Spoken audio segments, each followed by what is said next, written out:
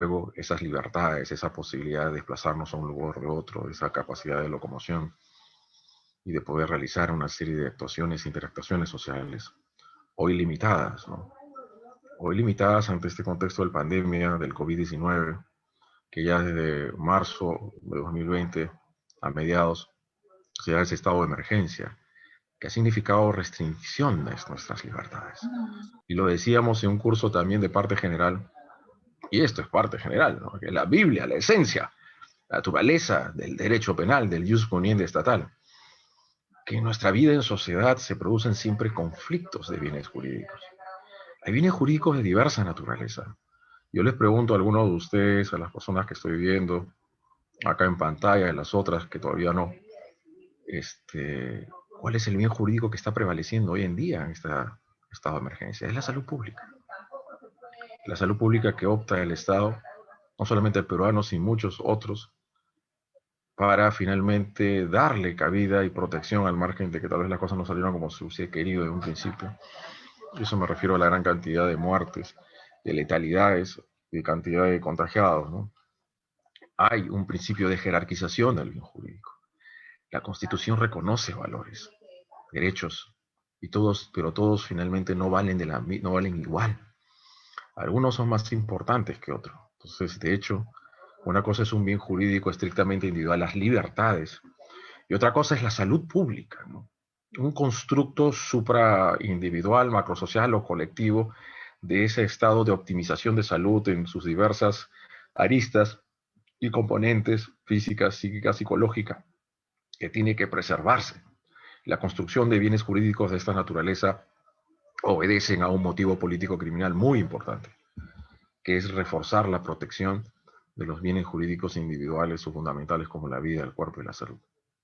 Fíjense las cuestiones que van sucediendo en nuestra sociedad, lo que sucedió en Restobar o el caso McDonald's, que se ha ido dilucidando en una abstención del ejercicio de la acción penal por parte de la Fiscalía, la falta de medidas de seguridad realmente que no se adoptaron, o máquinas de funcionamiento inoperantes que generaron cortocircuitos y dos ciudadanos jóvenes murieron.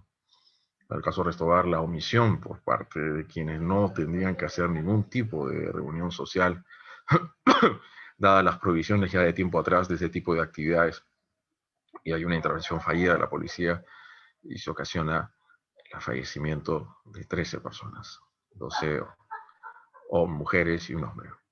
El día a día sale una persona realmente a trabajar o a comprar y está usando su celular y es despojado por arrebato y sustracción.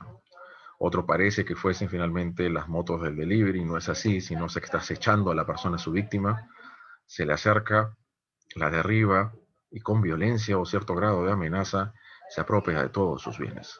Una persona está caminando, finalmente un policía de Franco y por atrás viene y lo acribillan con balas de fuego. Llegan finalmente a una intervención policial y dentro están falsificando y corrompiendo alcohol en gel o mascarillas. Es el pan de cada día al margen de los actos de corrupción a todo nivel gubernamental.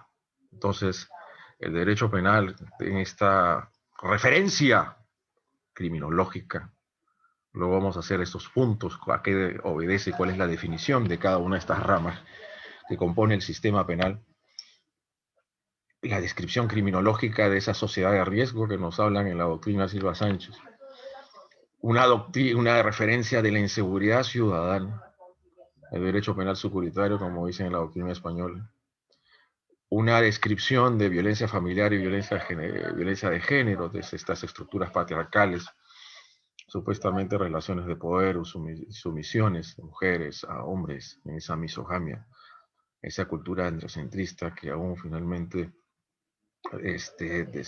desgarra nuestra sociedad por entero y bastante violencia. Una descripción criminológica de corrupción de funcionarios de toda calibre, de toda finalmente estructuras, casos sobre empresas transnacionales y estas colusiones o acuerdos colusorios que se han ido produciendo ante las adquisiciones de productos ahora de primera necesidad, lo que son productos estrictamente sanitarios en el marco de la pandemia, y lo que es el crimen organizado. Estructuraciones de 3 o más personas, de diverso calado de ramificación, quienes finalmente división de roles o funciones, estabilidad, jerarquía, permanencia, y ponen en jaque realmente nuestra sociedad, ponen en vilo nuestras democracias, nuestra propia tranquilidad pública e imposibilitan finalmente una convivencia social pacífica de todos nosotros. Entonces, estas son las descripciones sociológicas y criminológicas a las cuales acude nuestra sociedad. Cuando hablamos de las ciencias penales, y obviamente la política criminal va valorando lo primero. La política criminal lo tenemos en el punto 8 y la criminología en el 6. La criminología es la descripción del estado de las cosas. Esa gran diferencia entre la criminología y el derecho penal, la criminología es la ciencia del ser.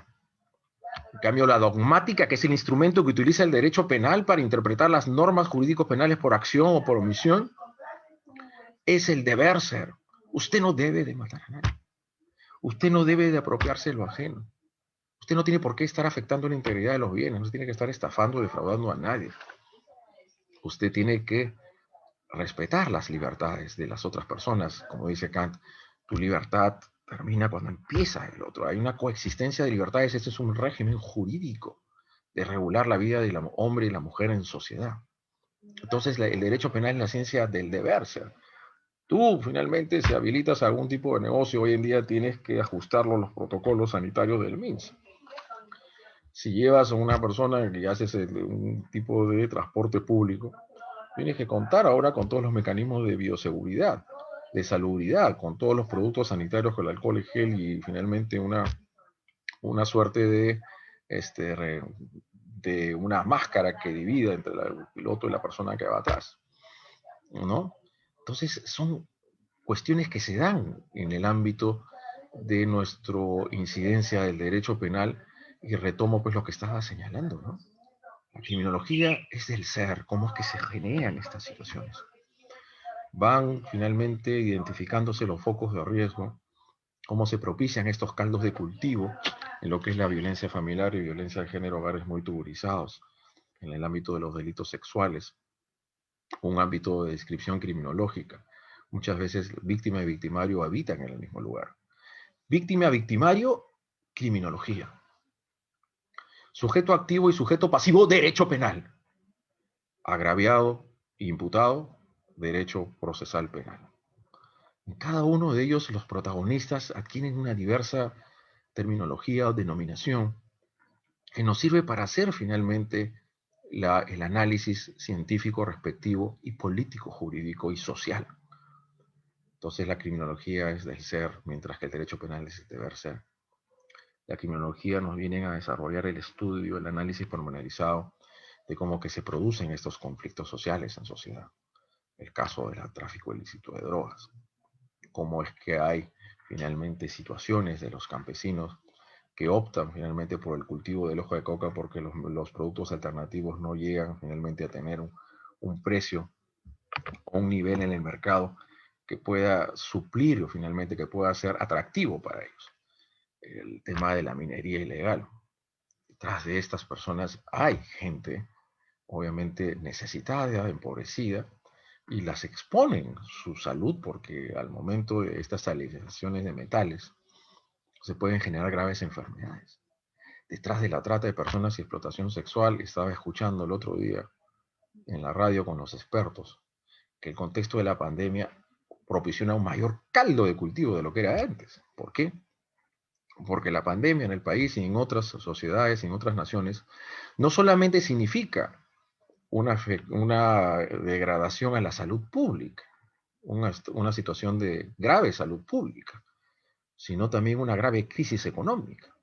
Y las graves crisis económicas son aprovechadas por gente inescrupulosa, fascinerosa, para poner en grado de afectación los derechos y las dignidades de las personas, sobre todo mujeres.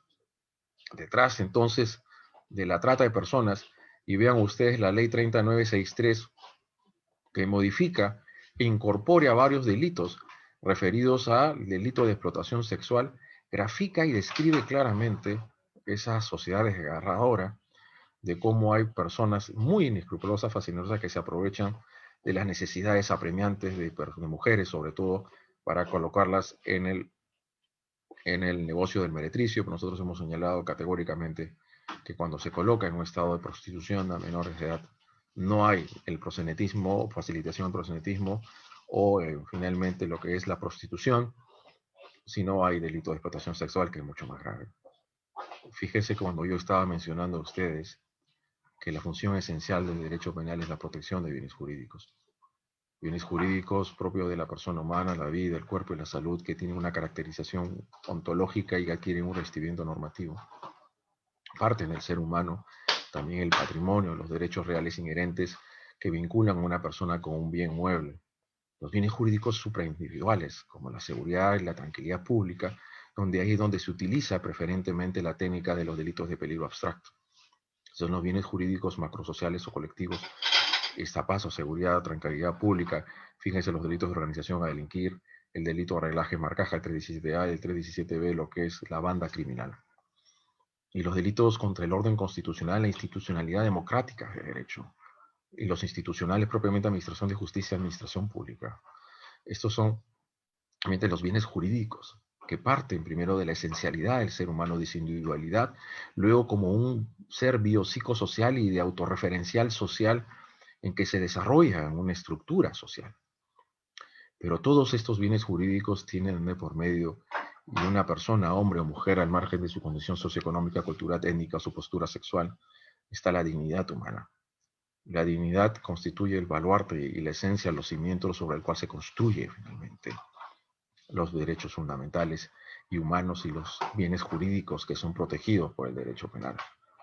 Son esenciales y máxime en el ámbito de la dignidad, y cuando dice el artículo 1 de la Constitución Política del Estado que la persona humana y su dignidad son los valores supremos del Estado y la sociedad, implica en el derecho penal que no se puede punir o no se puede reaccionar punitivamente o represivamente ante una persona que no es portadora de culpabilidad, que no ha cometido un acto disvalioso que puede ser reconducido a un determinado tipo penal, sea por acción o por omisión. De la dignidad humana se deriva eso del principio de culpabilidad. El principio de culpabilidad, visto en dos grados o baremos, que se requiere el reproche subjetivo por dolo, culpa o preterintencionalidad, el análisis de una culpabilidad por el acto, que debe reflejar una situación de una persona a que se le vincula con la comisión de un acto delictivo, sea comisión de asistencia familiar, un homicidio, un asesinato, una estafa, un robo, una extorsión, un secuestro, etc. Y la dignidad humana es precisamente lo que es objeto de tutela por parte de los delitos de trata de personas y explotación sexual y laboral. Y este no es un bien jurídico disponible conforme a nuestra posición que hemos dado en los últimos tiempos en algunas monografías o artículos sobre la materia. Entonces, fíjense ustedes cómo esta descripción de las cosas, de cómo se producen estos actos de minería ilegal, de proxenetismo, de explotación sexual, cómo se producen los fenómenos de violencia familiar y violencia de género, y la criminología nos habla de la prevención primaria y la prevención secundaria. La prevención primaria, las instituciones básicas esenciales que tienen que generar verdadera prevención de la familia y el colegio, las instituciones eclesiásticas, sea finalmente el culto a la religión católica o cristianas evangélicas. Estas instituciones son las que están fallando, desde la prevención primaria y secundaria, porque la prevención terciaria, y es la que se utiliza a través del derecho penal. Nosotros hemos dicho con todo grado de claridad y contundencia que el modelo político criminal que se utiliza preferente y predilectamente en nuestro país y en otras sociedades, porque de hecho es el mecanismo más fácil para poder acudir, es el más económico, el menos costoso, es el ius puniendi estatal. Cuando hablamos en el punto 8 de política criminal, y cuando quieran cualquiera de ustedes participa, por favor, se refiere a todos estos mecanismos que tiene el Estado y la sociedad para hacer frente al delito. Pero en ese enfrentamiento, combate al delito, hay finalmente dos frentes distintos, la prevención y la represión. Yo les preguntaría a cualquiera de ustedes, ¿cuál de los dos es el que se ha optado? ¿Cuál es el de los dos el que ha prevalecido en los últimos tiempos? ¿Un modelo realmente represivo o un modelo preventivo? ¿A qué me refiero en todo caso? El legislador, el Poder Ejecutivo, las autoridades encargadas de criminalizar las conductas y descriminalizarlas también. Esa es una doble vía de la política criminal. Han preferido, obviamente, la represión que la prevención. Esto es ¿cómo hago yo para meter más gente a la cárcel? Y esto también ha propiciado una situación al principio de esta pandemia en el Perú y en otras naciones, porque ya obviamente los establecimientos carcelarios se convertían en focos altamente contagiosos del COVID-19 y ahí se fueron produciendo todo un marco de una política criminal y penitenciaria dirigida a finalmente a reducir la población penitenciaria, una fuerte tubulización, una sobrepoblación carcelaria, una reducción gradual y progresiva del hacinamiento carcelario. Entonces, ha habido una predilección en el modelo político criminal más represivo que preventivo. Esto es, el represivo es una actuación ex post delicto. En cambio, el preventivo debe significar en realidad actuar ex ante, o sea, evitar, pues en el caso de violencia familiar y violencia de género, que menos mujeres sean agredidas física, psicológicamente, que sean ultimadas, asesinadas, que exista menos dosis de conflictividad dentro de las familias, más pedagogías políticas sociales. Pero no, se ha optado por lo otro, que puede obviamente ser legítimo, en el sentido de que ante situaciones obviamente de inmigración contra la mujer, y más aún cuando se producen estas afectaciones sistemáticas, pueden afectar el plano más sensible del ser humano, que es lo psíquico, después de lo psicológico, tenga que haber una reacción enérgica por parte del Estado y es a través del derecho penal. Porque en el caso de la explotación sexual, la 3838 significó la declaración con la incorporación del artículo 80-A al Código Penal de la imprescriptibilidad de la acción penal en el caso de los delitos sexuales y delitos de explotación y de trata de personas. Esto es, son perseguibles ad infinitum en el tiempo. Ya no tienen un plazo temporal determinado el cual estos hechos pueden ser objeto de una persecución penal, conforme el artículo 78 del Código Penal. Ya tiempo atrás, en el Perú, creo 2001-2002, ya se adscribió a la Convención de Imprescriptibilidad de los Delitos de Lesa Humanidad. O sea, existe una corriente política criminal muy fuerte dirigida a decir, entre ciertas situaciones, ciertos hechos muy graves, no podemos finalmente aplicar ciertas instituciones como la prescripción que llevan a la impunidad, como dice la Corte Interamericana de Derechos Humanos. La impunidad es la no investigación, la no persecución, el no juzgamiento y el no castigo o sanción a aquellos autores o partícipes que han vulnerado y afectado normas de ius cogens, finalmente, que han vulnerado lo más esencial de los derechos humanos, finalmente la esencia de la personalidad humana, en los que son genocidios, lo que es la tortura, lo que es desaparición forzada de personas, los crímenes sexuales. También hay una orientación política criminal internacional muy decidida y proactiva, dirigida finalmente a ser declarados también como delitos de lesa humanidad. Entonces, fíjese que este modelo político criminal ha ido definiendo ciertos derroteros o ciertos caminos, ¿no? Y el camino ha sido más la represión que la prevención. Las modificaciones que se han ido dando en el Código Penal siempre ha llevado tres caracterizaciones, sin defecto de que algunas inclusiones hayan sido adecuadas, ¿no? Como los cohechos, los sobornos internacionales, como la manipulación genética, y creo que también es importante hacer una incidencia en lo que es la lesión psíquica, psicológica, cognitiva, conductual, y también que las agravaciones cuando se producen estas vulneraciones a derechos fundamentales, a los derechos humanos de las víctimas, sobre todo mujeres, en presencia de menores hijos. ¿Cuáles han sido esas tres constantes? Primero, en la política criminal peruana, incorporación de nuevas figuras delictivas. Feminicidio, sicariato, reglaje, marcaje, banda criminal. Y todos esos bastantes delitos de explotación sexual vía la 3963 es una expresión clara de ello. Segundo, incorporación de mayores circunstancias de agravación.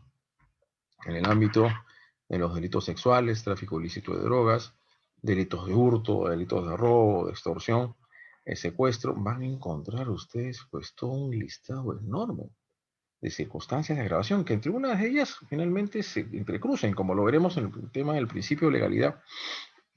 La lex certa, el mandato de determinación, cuando hay mucha confusión y finalmente hay intersecciones muy difíciles de identificar, o mejor dicho, diferenciaciones entre uno y otro.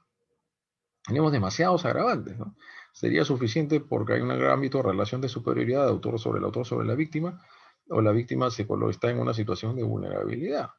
Y ahí puedes definir una gran cantidad de circunstancias, de hecho, en las cuales pueden presentarse una situación que un acto luctuoso simple, como un robo, una extorsión, un secuestro o violación sexual, pueda llegar lugar a un agravante. Y lo tercero es haber afincado de manera progresiva y permanente en un mayor grado de represión. Los marcos punitivos se han ido ampliando de forma decidida en los últimos tiempos. En base a las coyunturas, en base a las coyunturas de lo que sucede ante también una sociedad mediática de la más media, donde se visualizan ciertos hechos o situaciones, generan bastante reprobación, por ahí atropellan o accidentan bastante a mujeres policías, se produce bastante violencia contra la mujer, violación sexual, viene la reforma de la 3838, lo que es los atentados contra la intangibilidad sexual, que son los menores de 14 y los que no son privados de discernimiento, de frente pena de cadena perpetua, ¿no? En el ámbito de violencia contra el funcionario público agravado, que también era el pan de cada día, cuando la víctima o el sujeto pasivo de la acción, porque el sujeto pasivo del delito es el Estado, puede imponerle de 8 a 12 años de pena privativa de la libertad. Cuando el delito de homicidio culposo tiene una pena no mayor de, la máxima es de 4 a 8. Cuando la gente está conduciendo un vehículo automotor bajo la influencia de alcohol o sustancias psicotrópicas, o con la inobservancia de las reglas de tránsito, únicamente de tránsito. Entonces, cuando yo les hablaba antes, ¿no es caso hay un principio de jerarquía del bien jurídico? Supuesta la vida humana no es el bien jurídico más importante. Y si la vida humana es el bien jurídico más importante, ¿cuáles son los delitos que tienen que llevar una pena más grave? No será el delito de asesinato o de parricidio.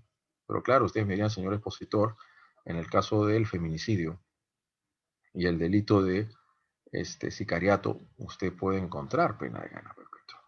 Pero hasta antes de esos dos delitos, solamente en el robo agravado seguido de muerte, extorsión seguido de muerte o integrante del 189, el 189 que tipifica y regula el delito de robo agravado. Dice, la pena será de cadena perpetua cuando la gente actúa en calidad de integrante de una organización criminal. Solamente en este caso, porque cuando la gente es integrante de una organización criminal en el tráfico ilícito de drogas recibe una pena más dúctil, más benévola. O si como consecuencia del hecho se produce la muerte de la víctima o se le causa lesiones graves en su integridad física o mental.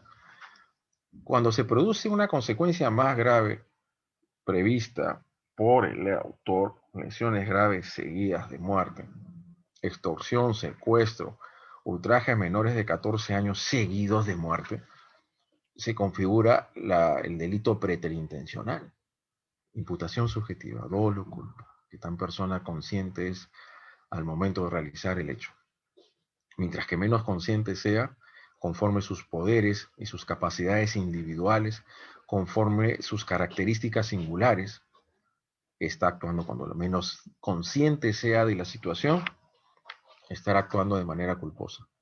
Y vemos que este modelo político criminal, en la situación de inseguridad ciudadana, y que en la década de los 90, a mediados, dio finalmente cortapisa a un fundamento y argumento de proceder a la sobrepenalización en base a la pena de cadena perpetua ante la muerte sobrevenida, cuando sobreviene la muerte.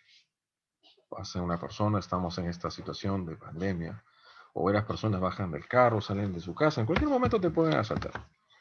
Y personas que están dispuestas a todo con tal de llevarse tus pertenencias, tus valores, tus bienes, ¿no? Y lo peor que puede hacer una persona es resistirse a este robo. Y este robo se convierte en un asesinato. La persona se resiste, lo que hace estos fascinerosos es disparar su arma de fuego, acribillan a sus víctimas y mueren. Y mueren. ¿Este es un asesinato o este es un robo? En el ámbito de la interpretación y propiamente de la ciencia del derecho penal, la dogmática es el instrumento de hermenéutica jurídica que se utiliza para propiamente definir los criterios interpretativos. Y de seguro que yo les pregunto a ustedes el criterio interpretativo para interpretar una norma del derecho penal, para proceder a un juicio de subsunción típica. El primer principio garantizador es el de legalidad. En un crimen, el uno puede nacer de legal. Perfecto, y la lex scripta, que se deriva finalmente del principio de legalidad. Perfecto. Pero basta solamente hacer alusión a una subsunción típica conforme a la literalidad normativa, o hay que hacer un esfuerzo intelectivo mayor en el Perú. ¿Por qué mayor en el Perú? Porque hay muchos delitos que se cruzan entre unos y otros. En otra exposición me señalaba una persona, un participante, y me preguntaba, señor expositor, ¿cuál es la diferencia entre el homicidio por lucro y el sicariato? Yo le preguntaría, ¿y crees tú también que hay gran diferencia entre el parricidio y el feminicidio? ¿Cuál es la diferencia entre la extensión de impunidad del 392 con la apropiación ilícita agravada? ¿Cuáles son finalmente la diferencia entre el tráfico de influencias y el cohecho? ¿Cuál es la diferencia entre la negociación compatible con el cargo con el delito de colusión ilegal? Hay muchas figuras que se cruzan unas entre otras y eso dificulta aún más la labor de subsunción típica, de calzar, de adecuar un hecho en un tipo penal. Yo recibo la noticia de crímenes donde supuestamente se intentó matar a una persona. Supongamos que se intentó matar a una mujer en el ámbito de la violencia familiar, que es el cotidiano y el pan de cada día en nuestro país. Pero no logró matarla. Ella quedó aún viva, pero gravemente herida. Entonces, yo tengo que calzar el tipo penal y es tentativa de feminicidio o es un delito de lesiones graves. ¿Ah? Es una u otra. Hay personas que aprovechan finalmente el cohábito con los niños y adolescentes, son pedófilos y acometen estos grados, estas agresiones sexuales. En la persona que estaba casi a porta finalmente de penetrarla sexualmente a su víctima, un menor de 14 años. Y en ese caso, finalmente diríamos, estamos ante un delito de tocamientos indebidos del 176A contra menores de 14 o un delito de tentativa de violación a la intangibilidad sexual, que hoy en día el 173 tiene una pena de cadena perpetua. Entonces la dogmática jurídico-penal nos proporciona los criterios interpretativos para finalmente subsumir correctamente y dependiendo del bien jurídico penalmente tutelado. No olvidemos que cuando un solo hecho puede ser subsumido de más de un tipo penal, se llama un conflicto aparente de normas, ¿no? Una cosa es que es, en ese caso, o es tentativa de violación o actos o tocamientos indebidos. Cuestión distinta, una persona que sobrepasa la velocidad permitida en un vehículo de transporte público, va a 100 o 120 por hora, arrolla a 3 personas, las embiste y a las 4 personas las mata. Ese es un concurso ideal de delitos. No olvidemos eso. El hecho, la muerte, el arrebato de patrimonio mediante violencia o amenaza, la sustracción de bienes, finalmente el ingreso o la invasión, la usurpación a un terreno o un inmueble ajeno. Esos son los hechos fácticos. Y esos hechos fácticos o relato histórico, como dice la Corte Suprema, tenemos que subsumirla en un tipo penal. Y esa subsunción tiene que basarse rigurosamente primero en el principio de legalidad y luego en los criterios de imputación objetiva y tomando en consideración cuál es el bien jurídico penalmente tutelado. Cosa distinto a aquel que es intervenido por la policía y un acto mínimo de violencia impide finalmente que el policía pueda ponerle la multa. Y cuestión distinta es cuando baja de manera aguerrida, feroz y agresiva y de frente le manda finalmente un cachetadón o un puñetazo al policía. En el primer caso podría ser esa violencia contra el funcionario público en su modalidad agravada, pero el otro ya está afectando su integridad física. Por lo tanto, ya el hecho va más allá de lo que se tutela en la violencia contra el funcionario público en modalidad agravada, que es el principio de autoridad, esa efectividad de las normas que tiene que haber, que traducirse y expresarse a quienes finalmente las aplican, que son los miembros de la Policía Nacional. Y trasciende ese acto cuando alguien está agrediendo, cuando sucedió recién en el inicio del estado de emergencia, y un conductor de un vehículo de transporte, no sé si era público o privado, creo que trabajaba en aduanas, es solicitado en una intervención por agentes militares y este se va de frente, lo embiste al efectivo militar y lo mata. Nosotros por eso en ese momento subsumimos la conducta en el delito de homicidio agravado por la calidad de la víctima, ¿no? En este caso la víctima, un efectivo de las Fuerzas Armadas.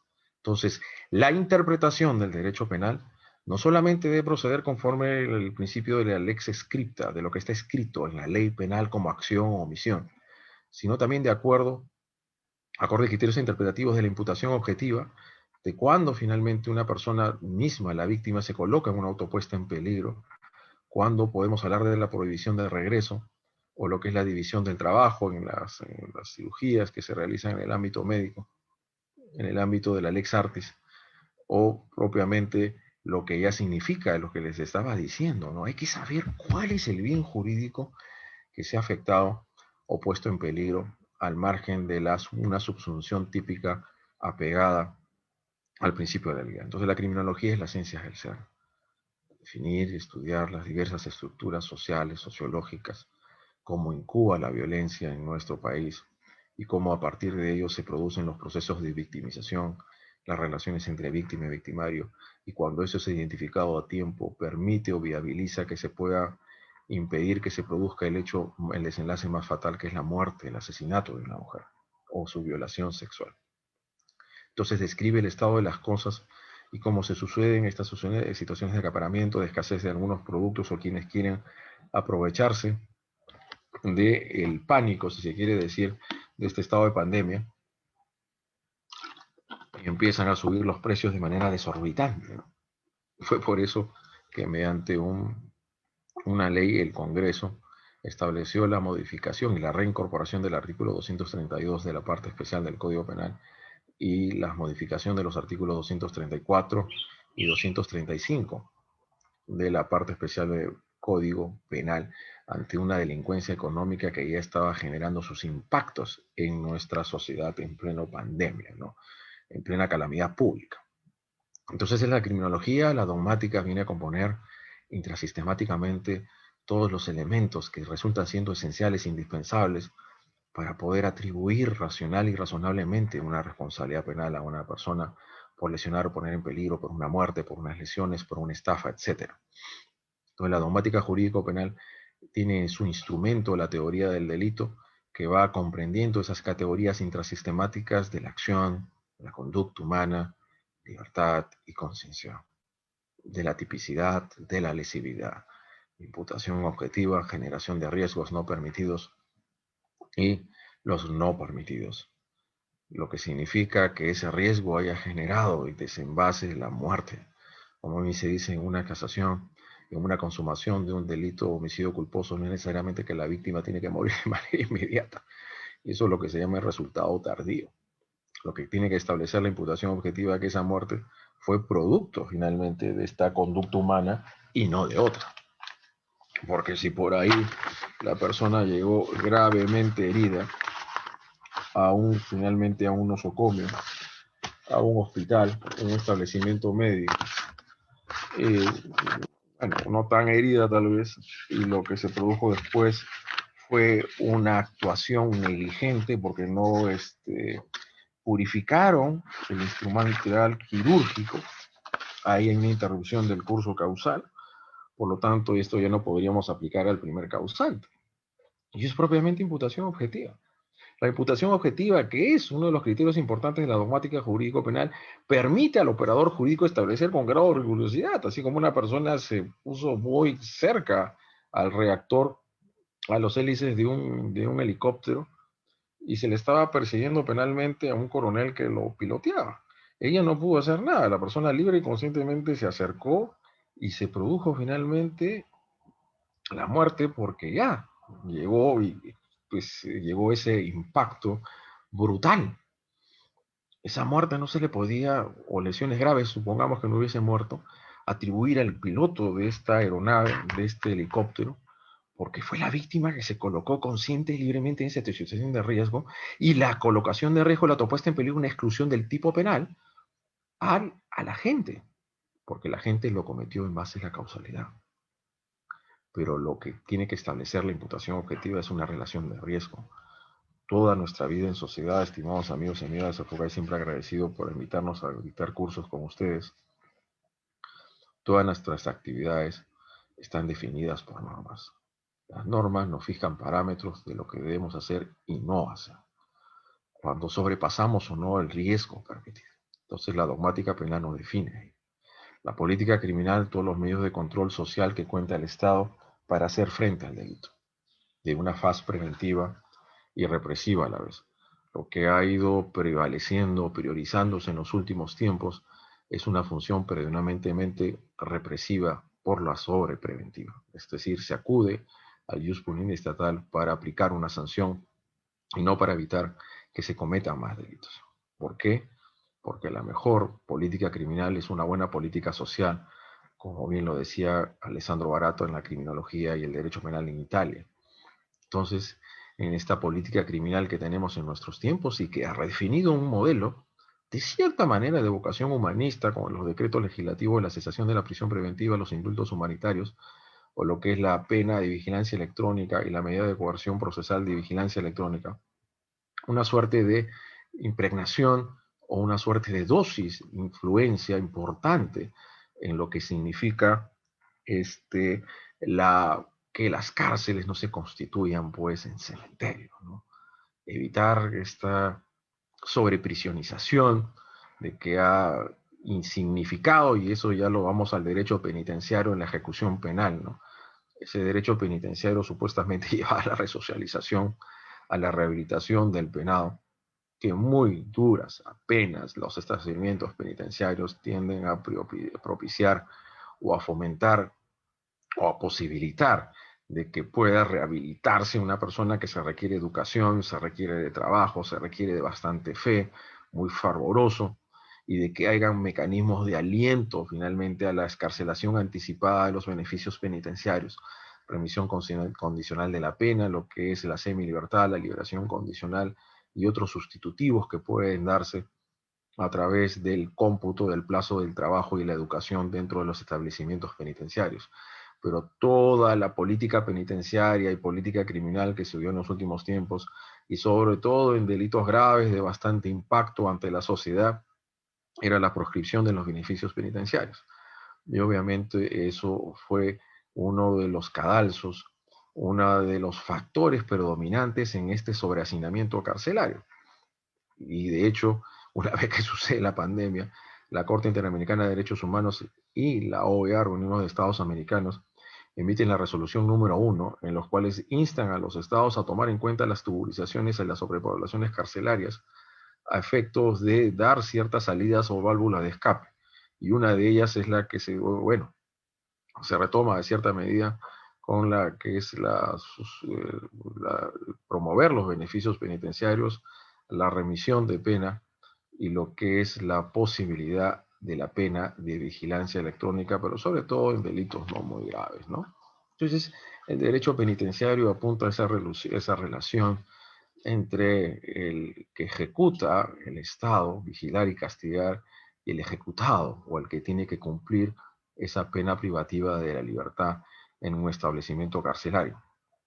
Un derecho penal, penitenciario, que da más grado de prevalencia a la pena privativa de libertad y dejando de lado que nuestro código penal, como lo reconoció el legislador en la exposición de motivos, que siendo la pena privativa de libertad de alta potencialidad criminológica, es que este código penal introduce medidas alternativas. Primero, las penas limitativas de derecho, como es prestación de servicios comunidad, limitación de días libres y habilitación. Y luego, los sustitutivos penales, que es la suspensión de ejecución de la pena, la reserva del fallo condenatorio y la exención de pena. Pero que en estos modelos de política criminal, sea en el ámbito de los delitos contra la corrupción de funcionarios, violencia familiar y violencia de género, se ha querido proscribir la posibilidad de la suspensión de ejecución de la pena, creo que es el artículo 57 de la parte general del Código Penal. Porque se está apelando estos últimos años, y tiene que ver con lo que les estaba señalando, a un modelo retribucionista. El modelo retribucionista, como también señalamos en el ámbito penitenciario, donde prepondera o prevalece la ejecución total de la pena privativa de libertad antes que propiciar un egreso anticipado anterior a través de un beneficio penitenciario, ¿no? Esta es la situación, bueno, el derecho procesal penal, que es el escenario donde ya se mediatizan y dan las comunicaciones ante el público. Post patratum delictum, la noticia criminal llega a conocimiento de los órganos de persecución penal, de la policía, del Ministerio Público, Código Procesal Penal del 2004, se requiere una mayor efectividad, una mayor rapidez, celeridad procesal, proceso inmediato, reformado por el decreto legislativo 1194, luego por el decreto legislativo creo que 1301, y otra norma más que los modifica. Entonces el proceso penal es una activación ex post delictum, ¿no?, que toma lugar después que se cometió un hecho luctuoso, sea negociación incompatible con el cargo, colusión ilegal, llega a los medios de noticiosos, ¿no?, un día domingo, donde se propaga mucha información de probable comisión de delitos, audios, imágenes, caso Restobar, etcétera, y eso implica la activación del aparato persecutorio del Estado para la averiguación de los presuntos hechos punibles. Relación entre el derecho penal y el derecho procesal penal. El proceso penal ha sido, es y será siempre el instrumento que cuenta el Estado y la sociedad para procesar las conflictividades sociales generadas por un delito, para averiguar los hechos, para establecer o no con grado de fehacencia que se cometió ese delito, esa acción o omisión típica penalmente antijurídica, ese asesinato, ese parricidio, ese feminicidio, esos delitos de corrupción de funcionarios, esos delitos que se cometen a través de integrantes de organizaciones criminales, y establecer también con todo grado de rigurosidad probatoria si ese imputado, ahora acusado, cuando llega a un juicio nulo acusatorio sine judicium, fue el que lo metió como autor o partícipe. ¿Esto qué quiere decir? Que el proceso penal viene a aplicar o a instrumentalizar el ámbito de aplicación del jus puniendi estatal, un derecho penal ya en el ámbito subjetivo que se traduce a través de dos consecuencias jurídicas al delito: una pena y una medida de seguridad. Esto es algo muy importante de decir, porque a veces creo que confundimos y desnaturalizamos un poco la esencia de las cosas. Lógicamente, yo acá, docente, siempre agradeciendo FOCAP, les doy una postura. Ustedes pueden tener una distinta. Para mí el delito únicamente es la acción o omisión típica y penalmente antijurídica. ¿Esto qué significa? Que los inimputables, un oligofrénico, esquizofrénico, un psicótico que asesinan en serio, violan finalmente a muchas personas, no tienen ese grado de posibilidad de conducir su conducta conforme a lo que le entra acá en la mente, porque hay un divorcio entre la mente y el cuerpo. Ese es el inimputable. La imputabilidad son las capacidades psicofísicas mínimas que debe tener una persona para responder por el conflicto social generado por el delito. No solo el Código Penal peruano, el español, el chileno, el argentino, el ecuatoriano, boliviano. Tiempo atrás estructuraron normativamente la posibilidad de dos tipos de sanciones: una pena y una medida de seguridad. Y para la medida de seguridad se requiere haber cometido un delito. Y les pregunto a ustedes, y que sucedió tiempo atrás y ya aplicando el Código Procesal Penal 2004 en Huaura, un asesino en serie, pero era un psicótico. No me acuerdo exactamente qué enfermedad sufría o padecía. El Código Procesal Penal regula en el libro quinto el proceso de seguridad entre inimputables. Entonces, a personas que no tienen la capacidad de comportarse conforme a lo que norma espera él porque tiene ciertos defectos psíquico-orgánicos, así quiere decir. El artículo 72 de la parte general del Código Penal, y esto tiene que ver con uno de los primeros precedentes vinculantes que expidió la Corte Suprema ya años atrás, para darle y otorgar vinculatoriedad a todos los órganos de justicia, porque había una suerte de confusión o las cosas no quedaban muy claras. Para imponer una medida de seguridad, les pongo a ustedes la pregunta en tres opciones de respuestas. Para imponer una medida de seguridad se requiere una sentencia absolutoria, una sentencia condenatoria o un auto de sobreseimiento o ninguna de las anteriores. ¿Alguien quiere dar una respuesta a lo que acabo de preguntar? Con todo gusto, intervengan, participen, por favor. Para imponer una medida de seguridad a una persona que se estableció su responsabilidad penal, y ahí obviamente queda en claro, y ahí dividimos dos cosas. Un tema es la culpabilidad en términos sustantivos, donde definimos la imputabilidad. Y viene también lo que es el error de prohibición, el error de comprensión voluntariamente condicionado. Y otra cuestión distinta es la responsabilidad en términos procesales. Porque hay responsabilidad en términos procesales y tenemos que superar la duda razonable y el principio de presunción de inocencia. Acreditar con grado de fehaciencia, prueba pertinente, legal y relevante que esta persona ha cometido el delito como autor o partícipe. Entonces, son dos cosas totalmente distintas que seguro ustedes ya diferencian de lo que es la culpabilidad en términos del derecho penal y la responsabilidad en términos estrictamente procesales. Son dos aspectos distintos que recae obviamente sobre una persona que se le atribuye la comisión de un delito. Mira la noticia Criminis, recogido por los órganos de persecución penal, el Ministerio Público, la policía, se inicia una investigación, una persecución penal y se va a dilucidar en el ámbito del juicio si este es autor o no partícipe de la comisión de este delito. El campo de la culpabilidad en términos sustantivos define realmente las capacidades mínimas o psicofísicas que tiene que tener una persona para responder por el conflicto. Requisitos para imponer la medida de seguridad: que el agente haya realizado un hecho previsto como delito. Y segundo, que del hecho de la personalidad del agente se revele un pronóstico de peligrosidad de cara a futuro. Esto es, para imponer una medida de seguridad, este sujeto inimputable también tiene que haber cometido un delito en términos del principio de lesividad. Esa es una guía básica y esencial del derecho penal. Principio de lesividad, que es toda pena requiere la lesión o la puesta en peligro de un bien jurídico.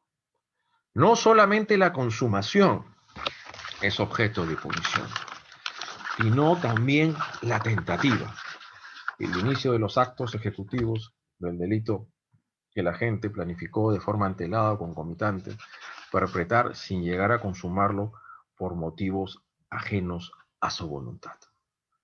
Ajenos a su voluntad. Entonces, el principio de lesividad y lo que les estaba definiendo en tal sentido, y espero, y lógicamente, dependerá de la postura de cada uno que adopten de ustedes para establecer o no si para ustedes, igual que mi persona, el inimputable y también el sujeto infractor, el adolescente infractor de la ley penal de 14 para arriba a menos 18, comete también actos luctuosos. Lo distinto es la consecuencia jurídica y el proceso o el procedimiento aplicable, el cual se le va a imponer esta sanción punitiva. Entonces, para mí, el delito solamente es la acción o omisión típica y penalmente antijurídica. ¿Alguien quiere participar? Con mucho gusto. ¿Me están escuchando ese FOCA por si acaso? Sí, doctor, mire, los participantes tienen libre, o sea, pueden Ah, activar ya. su micrófono y pueden hacer su intervención. Ah, ya. Entonces ellos ya saben la regla del juego. Claro, también informarles, recordarles que si tienen alguna consulta, duda, normal lo pueden hacer el doctor. Tienen abierto el Estamos. micrófono, lo activan y hacen su consulta.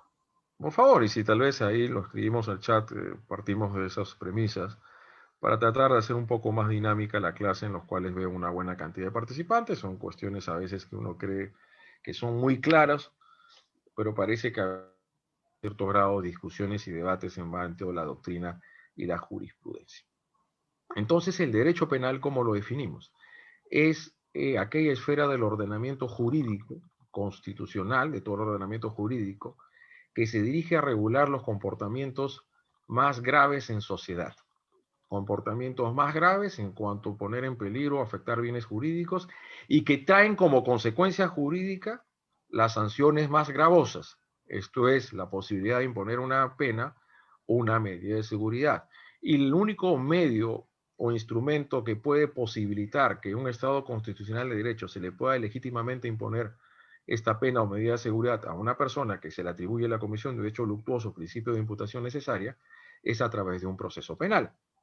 Y una vez que esta persona ya es sentenciado o condenado, confirmado de segunda instancia, empieza a ejecutarse la pena, rige una relación entre el Estado y el penado, y lo que es el derecho de ejecución penal, y que supuestamente tiene que regir en toda esencia y naturaleza con lo que es el fin preventivo especial de la pena, a lo cual ha dejado sentado el Tribunal Constitucional en varias ejecutorias, lo que es la rehabilitación del penado, lo que lógicamente dista mucho de ser la verdad o la realidad, dada las circunstancias de las reformas últimas de política criminal, como se estamos señalando un poco en el derecho penitenciario, de evitar o proscribir o impedir los egresos anticipados de las prisiones sin haber cumplido la totalidad de la pena privativa de libertad, lo que significa viabilizar o hacer efectivo los beneficios penitenciarios y otras sustituciones que impiden finalmente que estamos ante una cultura estrictamente retribucionista. El ius puniendi estatal, entonces, de un punto de vista subjetivo, es ese derecho que tiene el Estado, el ius imperium del Estado, en su propio acto de soberanía, en su propio acto de soberanía, en su ámbito de territorialidad, principio de territorialidad y otra oportunidad hablaremos sobre el principio de justicia universal y de lo que es la cooperación judicial internacional, de imponer sanciones a los desviados, a los infractores de una norma que han vulnerado o puesto en peligro bienes jurídicos. Entonces el ius puniendi es ese acto de soberanía, en su propia autoconstatación, como bien lo dice Bustos Ramírez, un gran catedrático chileno que ya falleció hace unos años, que radicó mucho tiempo en España. Tuve la oportunidad de conocerlo. Y él habla de esa autoconstatación de un acto de plena soberanía. Y el ius puniendi estatal, ese derecho a penar, a punir, que se expresa a través de penas y medidas de seguridad, se aplica a través de los tribunales de justicia, en un ámbito procesal acusatorio. Y este decreto legislativo 957 de aplicación progresiva en todo el territorio patrio de toda la República, en toda nuestra geografía, y que tiene solamente como pendientes dos distritos judiciales o fiscales, que es Lima Sur y Lima Centro, significa que el representante del Ministerio Público es una parte más interesada, una parte importante dentro del proceso penal. Ese es el sujeto que trae a la luz la persecución penal y se convierte luego a partir de la acusación en un pretensor punitivo. Pero el ius puniendi estatal no lo tiene el representante del Ministerio Público. El único que puede efectivizar el ius puniendi del Estado son los tribunales de justicia. Esto es en un modelo acusatorio y en estas divisiones que hay entre jueces y fiscales, mientras que al fiscal se le asigna o se le atribuye la función de investigar y de perseguir el delito, titular del ejercicio de la acción penal pública y director de la investigación desde sus inicios y toda la etapa de investigación preparatoria, a quien se le atribuye la imposición, la posibilidad de imponer penas o medidas de seguridad son los tribunales de justicia. Los tribunales de justicia están revestidos del ius puniendi estatal. Por eso es que los tribunales, los jueces, los órganos jurisdiccionales, tienen que verificar con todo grado de rigurosidad en el ámbito del juicio si esa conducta que se le atribuye al imputado o al acusado es una acción o omisión típica penalmente jurídica y se subsume en ese tipo penal. No en vano, el artículo 374 del Código Procesal Penal de 2004 permite, ustedes sabrán, el principio de desvinculación jurídico-penal, que por ahí la Fiscalía ha formulado acusación por el delito de robo, y resulta que las actuaciones probatorias que se producen en el juicio, el apoderamiento o la sustracción del bien mueble ha sido mediante destreza y no mediante violencia o amenaza. Acá finalmente no hay tampoco un homicidio directo, consumado, sino lesiones graves y heridas de muerte. Porque la gente no tuvo ese grado de previsibilidad de que podía generarle un resultado más grave al que él estaba conscientemente dirigido a provocarle a su víctima. El juez es garante de la legalidad y por eso es que él puede producir ese ámbito de recalificación, pero tiene que correrle traslado a las partes, tanto la fiscalía como el imputado, si no lo que estaría haciendo es una sentencia sorpresiva que conforme el Tribunal Constitucional y la Corte Suprema se encuentra proscrito. Pero el tribunal es garante del principio de legalidad. Una cosa es la pretensión punitiva por parte del Ministerio Público y la otra es la aplicación del ius puniendi estatal, que es una facultad inherente a los tribunales de justicia, el ius puniendi estatal. Pero el derecho objetivo y formal, vamos a esta parte. El derecho penal tiene que expresarse a través de normas, ¿no? La normativización es una expresión y una manifestación de toda rama o especialidad del ordenamiento jurídico. Las personas tienen que saber, stricto sensu y de manera antelada y oportuna, cuando una conducta es lícita y cuando es ilícita, el nulo crimen, nulo poena sine lege prae. Entonces, la norma jurídico penal tiene una estructura. Vayamos a ver, y quienes nos están ahorita escuchando y viendo, si todas estas normas que están en el Código Penal, a partir de, claro, del 106, que es homicidio simple, doloso, a cual se le está atribuyendo a los arrendatarios y promotores de la fiesta del resto bar, Todos responden a esta naturaleza. ¿Cuáles son los componentes o los elementos que tiene que tener la norma jurídico-penal? ¿Cuáles tiene que tener? Tiene que tener dos. Una norma primaria y una norma secundaria. En la norma primaria se describe la conducta humana, sea por acción o omisión, aquel que mata a otro, aquel que se apropia de un momento total o parcialmente ajeno, aquel que mata a una mujer por su sola conducción total, bajo los contextos de violencia familiar, relación, abuso de superioridad, acto de discriminación, hostigamiento, o finalmente acoso sexual. ¿Ah? Aquel que mediante fraude, ardite, engaño, induce error a otra persona para obtener una ventaja económica indebida. Aquel que se apropia de bienes ajenos que tiene que devolverlos, apropiación ilícita. Aquel que usurpa, ocupa un bien inmueble ajeno y toma una posesión ilegítima a todas luces ilícita. Esas son las normas prohibitivas y también tenemos las normas de mandato. Entonces, primero la norma primaria define una acción, pero también una omisión, ¿no? Aquel que es padre, aquel que es también los hijos, luego de pasado un tiempo hay un acto de reciprocidad, tienen el deber de alimentar a sus descendientes y a sus ascendientes. Existen los derechos alimenticios. Las obligaciones que recaen sobre ciertos funcionarios públicos de realizar una determinada acción. En el caso de Restobar, en este fatídico sábado del 22 de agosto de 2020, ya ha pasado ya más de un mes, esa municipalidad, pues parece que era oído sordo, era Chaquina, no dieron y advirtieron de que en ese local ya tiempo atrás estaban realizando reuniones sociales, fiestas, aglomerando y recibiendo mucha gente, propiciando el contagio del COVID-19 y ya con esa intervención fallida, intervención policial de la policía, que se generó ese desenlace, ¿no? La omisión de actos funcionales, artículo 377 de la parte especial del Código Penal. Pese a que el fiscal, el órgano persecutor del delito, tiene más que evidencias suficientes, la comisión de un hecho luctuoso después de sus diligencias preliminares no formaliza la investigación preparatoria según los términos normativos del artículo 336. Omisión del ejercicio de la acción penal. Omisión de socorro. Aquel que ha accidentado a otra persona tiene el deber de llevarlo a un nosocomio, a una posta médica, a fin de evitar un daño mayor, y no lo hace, porque ellos tienen el deber de garante, ¿no? Entonces, la norma penal tiene una norma primaria y una norma secundaria. En la norma primaria o se describe una acción o una omisión. ¿Y qué tiene que haber como norma secundaria? La consecuencia jurídica. ¿Será reprimido con una pena privativa de libertad? Vamos al homicidio simple.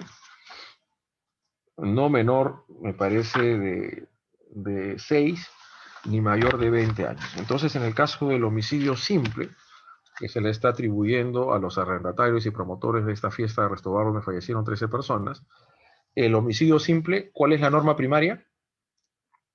¿Cuál sería la norma primaria? ¿Alguien quiere participar? El que mata A otro. ¿Y cuál es la secundaria? será No menor de reprimido. 6 ni Que mayor de sea 20. reprimido por no. Ajá. Y les pregunto a ustedes, y qué bueno, ya se activaron, estaban finalmente en silencio.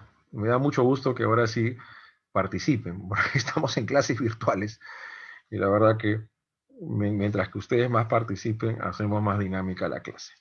Dígame, les pregunto a ustedes, participe cualquiera, ¿por qué los tipos penales en su norma secundaria tienen que tener un marco penal, por ejemplo, de 6 a 20 en el homicidio simple, en el homicidio calificado de 15 a 35, tal vez en el parricidio igual, en el caso de las lesiones graves, en la primera modalidad es no mayor de 8, no menor de 4 ni mayor de 8, porque los delitos tal vez ya de prosenitismo, pena no menor de 4 ni mayor de 6, y tráfico ilícito de drogas, minería ilegal, ¿por qué la norma secundaria tiene marcos penales mínimos y máximos? ¿Por qué no tenemos penas tasadas? ¿Qué me responde ello? ¿Por qué de frente no decimos aquel que comete el homicidio doloso será reprimido con una pena privativa de libertad de 20 años? Aquel que comete homicidio culposo, que sea objeto de una represión de 4 años de pena privativa de libertad. ¿Por qué no? ¿Por qué es necesario? Sí, disculpa. Profesor, creo que uno sería el término de que el Código Penal está una copia más del Código Alemán, ¿no? O sea, no se basa mucho en su realidad, ¿no? Que tenemos acá. Y lo otro creo que sería por el sistema de bienes jurídicos, ¿no? Que hay una valoración de los bienes jurídicos, ¿no? Que por ejemplo en el hurto es menos porque es solo un bien material y en el homicidio es un poquito más porque se está hablando de la vida. Yo creo que sería ese. Perfecto, bueno, sí. A ver, nosotros Eh, vamos a dar... Sí, do- intervenga. sí, doctor, buenas tardes, disculpe. Bueno, en No, para relación a su nada. pregunta, me parece que, bueno, si bien es cierto hay un marco mínimo y máximo, entiendo que es porque no todos los hechos se cometen de la misma forma, ni con las mismas Perfecto. circunstancias, ¿no? Eso Hay desde un formas y punto de vista, ¿no? circunstancias, ¿no? De cometer Claro, un acto correcto. delictuoso, Sí, ¿no? y además de ello es justamente por un tema político-criminal, pues que el Estado justamente establece ese tipo de criminalización primaria, ¿no? Perfecto, muchas gracias. ¿Cuál creen ustedes que sea un principio básico esencial que hace referencia a un factor personal? ¿Creen ustedes que todas las personas tienen el mismo grado de culpabilidad o otros son más culpables que otros? ¿Tiene la misma culpabilidad aquel que comete por primera vez un delito que una persona que ha hecho del delito su modus vivendi, modus operandi? ¿Tiene el mismo grado de culpabilidad aquel que tiene entre 18 a menos 21 años y que tiene 40 o 50 años? ¿Tiene el mayor grado de culpabilidad en el acto, los delitos de cohecho pasivo específico aquel que ostenta el cargo de fiscal o juez supremo como el juez de primera instancia? ¿Quién tiene mayor grado de culpabilidad? La culpabilidad entonces es un reproche de naturaleza Personal al autor, doctor. netamente personalista. Personalísimo. Por eso, o sea, la culpabilidad nunca puede construirse de manera corporativa o grupal. A todos no se le puede poner en el mismo saco, de ninguna manera. Entonces, diríamos, y gracias por la participación de ustedes, que la necesidad de que existan marcos penales mínimos y máximos obedecen a los siguientes factores. Principio de culpabilidad, un factor estrictamente personal, determinación e individualización de la pena.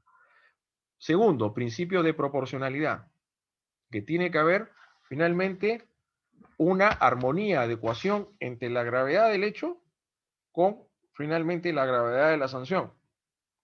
Y ese va de la mano el principio de proporcionalidad con uno que le dijo a ustedes, el principio de jerarquía del bien jurídico penalmente tutelado.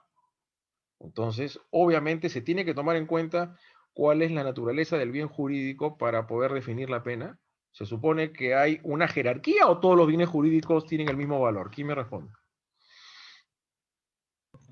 Doctor, en esencia hay una jerarquía y se entiende que la vida es el bien jurídico de mayor valor. Sin embargo, por temas legislativos peruanos entendemos que la libertad en algunos casos tiene mayor peso, ¿no? La Pareciera, libertad, ¿no? la intangibilidad sexual, la 3838, la 3838, la 3838 ha significado la pena de cadena perpetua en aquel atentado contra la intangibilidad sexual contra menores de 14 años. Pena de cadena perpetua. Esto es, ¿qué más importante? ¿La vida humana o, o la intangibilidad sexual? ¿Qué más importante?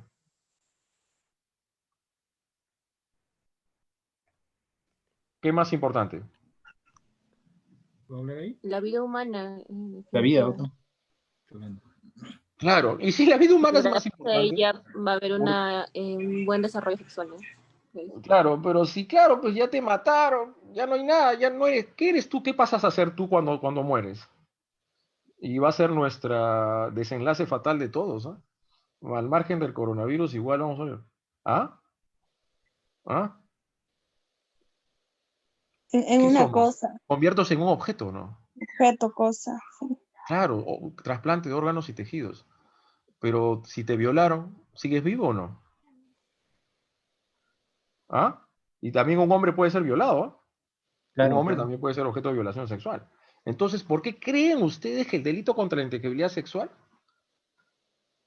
el solo ingreso finalmente al acceso carnal sexual a un menor de 14 años, tiene pena de cadena perpetua y el homicidio culposo o el parricidio, el asesinato, una máxima de 35 y el homicidio culposo de 8 o el homicidio doloso de 20?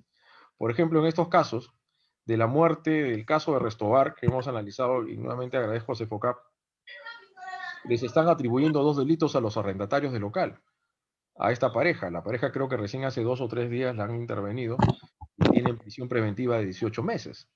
Y ese homicidio doloso tiene una máxima de 20 años.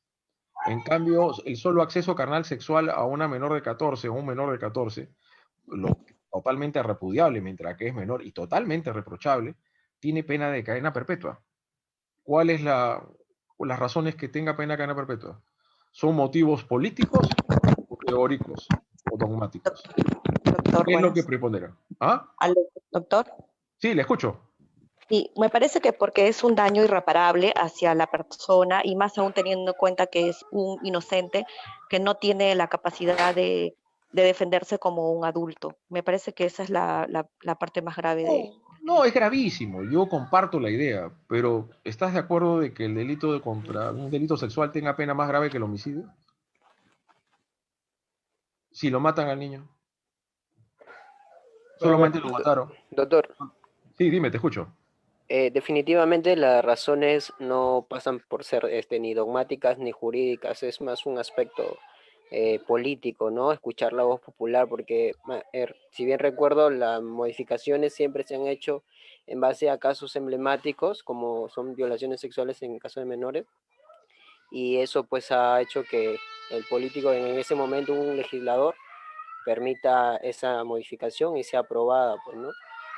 Pero Lógico, no, ¿no? razón dogmática, Y la jurídica, no, demagogia, no es la demagogia, ¿no? así es, Obviamente. correcto. Les aseguro lo siguiente, porque el próximo año entramos en elecciones y muchos políticos van a ofrecer más y derecho penal, ¿no? Obviamente pena de muerte para violadores, van a decir más pena de muerte que para asesinos. ¿Qué es más grave, el asesinato o la violación? Asesinato. Al margen de que estemos en desacuerdo con la pena de muerte. Van a pedir también por ahí castraciones químicas a los violadores. Pero de ahí cuando se dan cuenta que también una mujer puede cometer el delito de violación sexual, ahí se meten un cabezazo contra la pared. Que vamos Doctor, finalmente a castrarlo. Sí, te escucho. doctor, bueno, si bien es cierto, la vida pues es el bien jurídico de mayor Más valor importante. y entendemos que es así, pero entiendo también de que quizás por temas políticos criminales el Sí, legislador establece penas más grandes a los delitos de violación en caso pues de menores, justamente por lo que transmite este tipo de hechos, ¿no? A la sociedad. O sea, parece que fuesen un poco más repudiables, un poco más atroces, y creo que desde ese punto de vista es lo que justamente agrava en las penas en ese sentido, ¿no? sí, de hecho que el dramatismo, lo mediático de la noticia, arrastra a un legislador que quiere estar en sintonía con las galerías, ¿no? Y para eso finalmente hace uso de un mayor derecho penal, lo cual es legítimo, ¿no? Y creo que quienes somos padres de familia y supiéramos que nuestros hijos fuesen finalmente víctimas de un delito así, ¿cómo reaccionaríamos, no? Pero en derecho tenemos que reaccionar con grado de razonabilidad y proporcionalidad. Entonces, son las circunstancias que nos vemos a decir. Y en el ámbito de lo que les decía, la pena, que es la consecuencia jurídica del delito, y también la otra consecuencia jurídica del delito es la medida de seguridad cuando son cometidos por inimputables.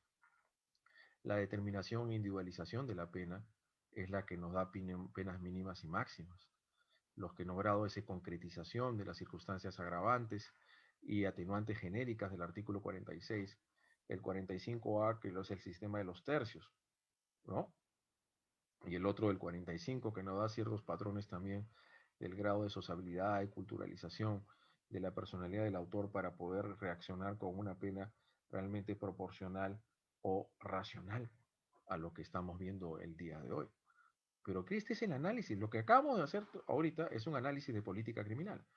Pero cuando ponemos pena de cadena perpetua, eso les pregunto a ustedes, cuando un delito es penado con pena de cadena perpetua, ¿eso erosiona o afecta el principio de culpabilidad? ¿La pena de cadena perpetua? Al margen de que estemos o no a favor o en contra conforme el PRIM preventivo especial de la pena, porque lógicamente a quien van a encerrar o confinar en la cárcel de por vida, no hay ninguna posibilidad de poder reincorporarlo al margen de esa revisión simbólica a los 35 años de pena privativa de libertad, o que haga un presidente benévolo y muy humanitario que le dé finalmente el indulto. ¿Qué afectaría la pena de cadena perpetua? Al margen de eso, poder graduar la sanción con respecto a la gravedad del hecho. Hubo un punto importante que nosotros hicimos alusión minutos atrás. No solamente es punible la consumación, sino también la tentativa, ¿no? Digo, ¿Podría haber tentativa de violación a menor de 14 años? Sí, Claro, cuando no llega a ver el ingreso parcial o total del miembro viril o otras partes del cuerpo, otros objetos, a las cavidades anales o vaginales de la víctima, el sujeto pasivo. ¿Qué es la tentativa? ¿Qué es la tentativa? La Es puesta una en peligro. circunstancia atenuante sí, atenuante. Es una circunstancia atenuante. privilegiada. Es Ya. ¿Qué es? una atenuante privilegiada. Ya. ¿Y una atenuante privilegiada permite ir por debajo del mínimo legal? Sí. Sí. ¿Sí o no? Ya. Sí. Entonces, si ustedes son jueces al margen de lo que le diga el fiscal, ustedes con eso no estoy diciendo que son más inquisitivos que acusatorios, ¿no? El artículo 16 de la parte general del Código Penal señala a la letra que en la tentativa, finalmente el juez puede disminuir prudencialmente la pena. Y creo que eso puede significar ir por debajo del mínimo legal. Eso es lo prudencial. ¿Y cómo hacemos en una tentativa de violación a la integridad sexual? ¿Podemos reducir o no podemos reducir? Prudencialmente, sí, ¿no? Claro que sí, lo podemos hacer. A ver, les quiero decir de otra manera. Ustedes como jueces, el hecho de que un delito sea reprimido con pena de cadena perpetua implica que ustedes tienen que abdicar del juicio de determinación e individualización de la pena, o ya tienen esa pena tasada y listo, se acabó. Expediente resuelto. Tengo una probática, el Código Procesal Penal colombiano, luego de que se encuentre la culpabilidad del agente, el autor tiene una audiencia para la determinación e individualización de la pena. Una vez que ya se demostró la culpabilidad de esta persona como autor de un delito reprimido con pena de cadena perpetua, ¿hay algo o no que individualizar o ya expediente resuelto y se le impone a todos los que cometen el 173 pena de cadena perpetua? Claro, sí se pueden ocurrir Claro. circunstancias individualizar, atenuantes, ¿no? o Estamos también en un puede haber sistema una... ultra ius positivista, constitucional, de razonabilidad. El hecho de Garantista. lógico, el hecho que un delito sea reprimido con pena de cadena perpetua no significa que el juez no vaya a abdicar en la función de individualización y puede imponer 30, 25 o 20 años de pena privativa de libertad. Y precisamente, ¿dónde se va a legitimar? ¿Dónde se legitima la decisión del juez? ¿A través de qué? ¿Cómo se legitima? Principio de proporcionalidad. Claro, y de razonabilidad. Y escuché a un tratadista español hace años atrás que vino con Ferrari, no recuerdo ahorita su nombre, ¿no? Y él decía algo muy interesante, ¿no? Yo soy juez, diré, disculpe, yo soy fiscal, ¿no? Y dijo, los jueces no se legitiman en sus nombramientos. Más aún sabemos que algunos nombramientos son medios sospechosos en algunos casos. La legitimidad de los jueces se dan en sus decisiones, en sus resoluciones. Es ahí donde se legitiman ante el pueblo. Esa es la legitimidad de los órganos de justicia. Y la función de la determinación e individualización de la pena es una etapa crucial del proceso penal en el ámbito del derecho penal, porque ahí, claro, conforme también lo que el persecutor público, lo que el fiscal le proponga, al final esa es una tarea de individualización propiamente, una labor estrictamente jurisdiccional. Y de ahí tiene que hacer alusión lo que les iba a hablar: culpabilidad, proporcionalidad, jerarquía del bien jurídico, razonabilidad y lo que es finalmente principio de humanidad en las penas. Yo he puesto 5 criterios. Vuelvo a reiterar: culpabilidad, proporcionalidad, jerarquía del bien jurídico, razonabilidad y por último el tema de el fin preventivo o el principio de humanidad de las penas, ¿no? ¿Cómo harían ustedes como jueces cuando observan que este acceso carnal sexual a una chica de 13, casi 14 años, ha sido por parte de su pareja de años y tienen prole de por medio? Tienen 2 hijos, se quieren y se aman. Y es una familia muy consolidada, más que otras, por más jóvenes que sean, ella de 13 años y él de 18. ¿Le imponemos de frente la pena de cadena perpetua o hacemos un grado de valoración y de razonabilidad? ¿Ah? ¿Qué creen ustedes? ¿Cuál es el grado? Ajá, lesividad. El principio de lesividad. Toda pena requiere lesión o la puesta en peligro. Una persona de 13, casi por los 14, está a puertas de su emancipación sexual. Al margen de que en algunos lugares del país puede ser que hombres y mujeres inicien finalmente su vida sexual de manera más temprana que otros. Claro que siempre que sea de una manera voluntaria y libre y consciente, y no con ciertos grados de engaños, de coacciones, de lo que la reforma de la 38-38 en los delitos sexuales, aprovechando los entornos de coacción que impiden a la víctima dar su libre consentimiento, ¿no? Del 170, de la parte especial del Código Penal. Entonces, ¿cómo hacemos para con la pena en esos sentidos, ¿no? Tenemos penas muy altas. Y esto implica dar un grado de razonabilidad y de proporcionalidad. No podemos ser cultores del legalismo. Ahí nosotros hemos propuesto en algún momento que debería de haber una circunstancia atenuante genérica en los delitos sexuales cuando la víctima tiene 13 años de edad. No sé qué les parece a ustedes la idea, porque estamos ante penas muy altas. Una cosa es la relación sexual entre una persona y una mujer que está a puerta de los 14 con su pareja de 18 y aquel pues que de 35, 40 que está con una chica de 12 años.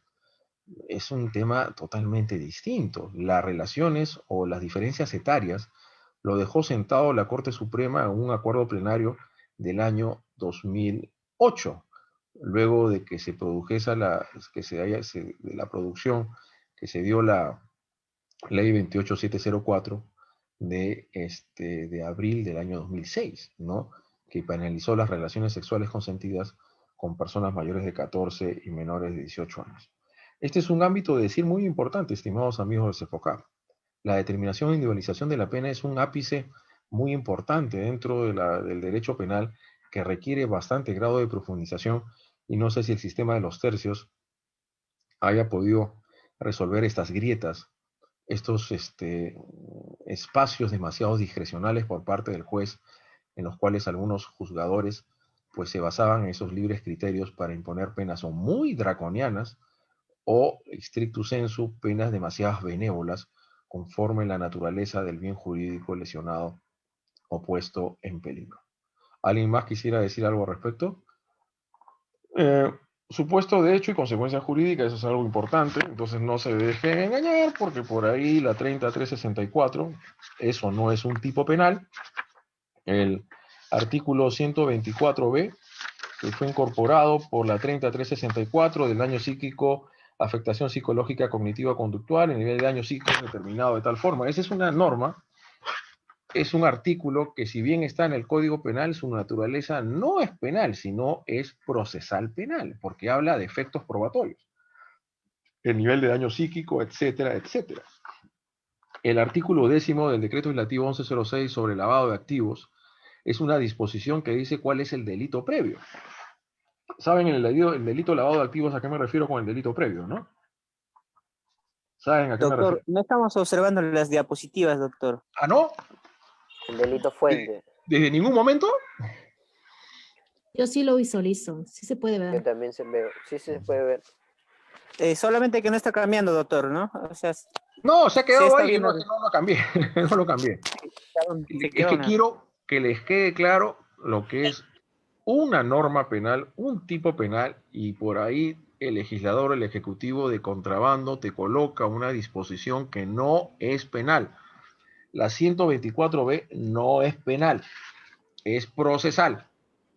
El artículo 10, lo que se hizo en la casación Arequipa totalmente equivocado, trasnochado. Yo no sé cuál fue el propósito realmente, el delito fuente, que era por fraude de administración de personas jurídicas, autonomía del delito, el conocimiento del origen ilícito que tiene o debía presumir el agente, corresponde a actividades criminales de los delitos de minería ilegal, tráfico ilícito, ¿ese es un tipo penal?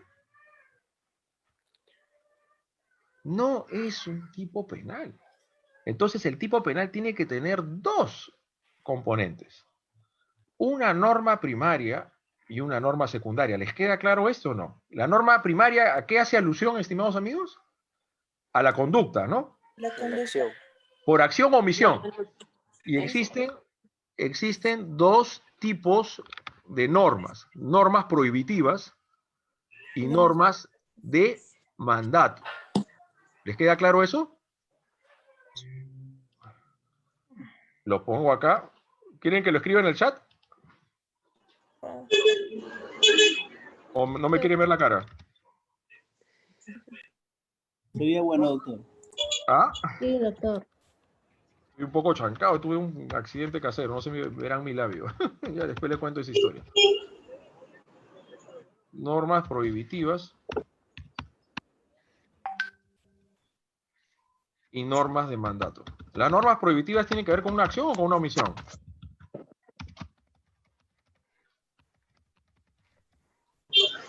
¿Ah?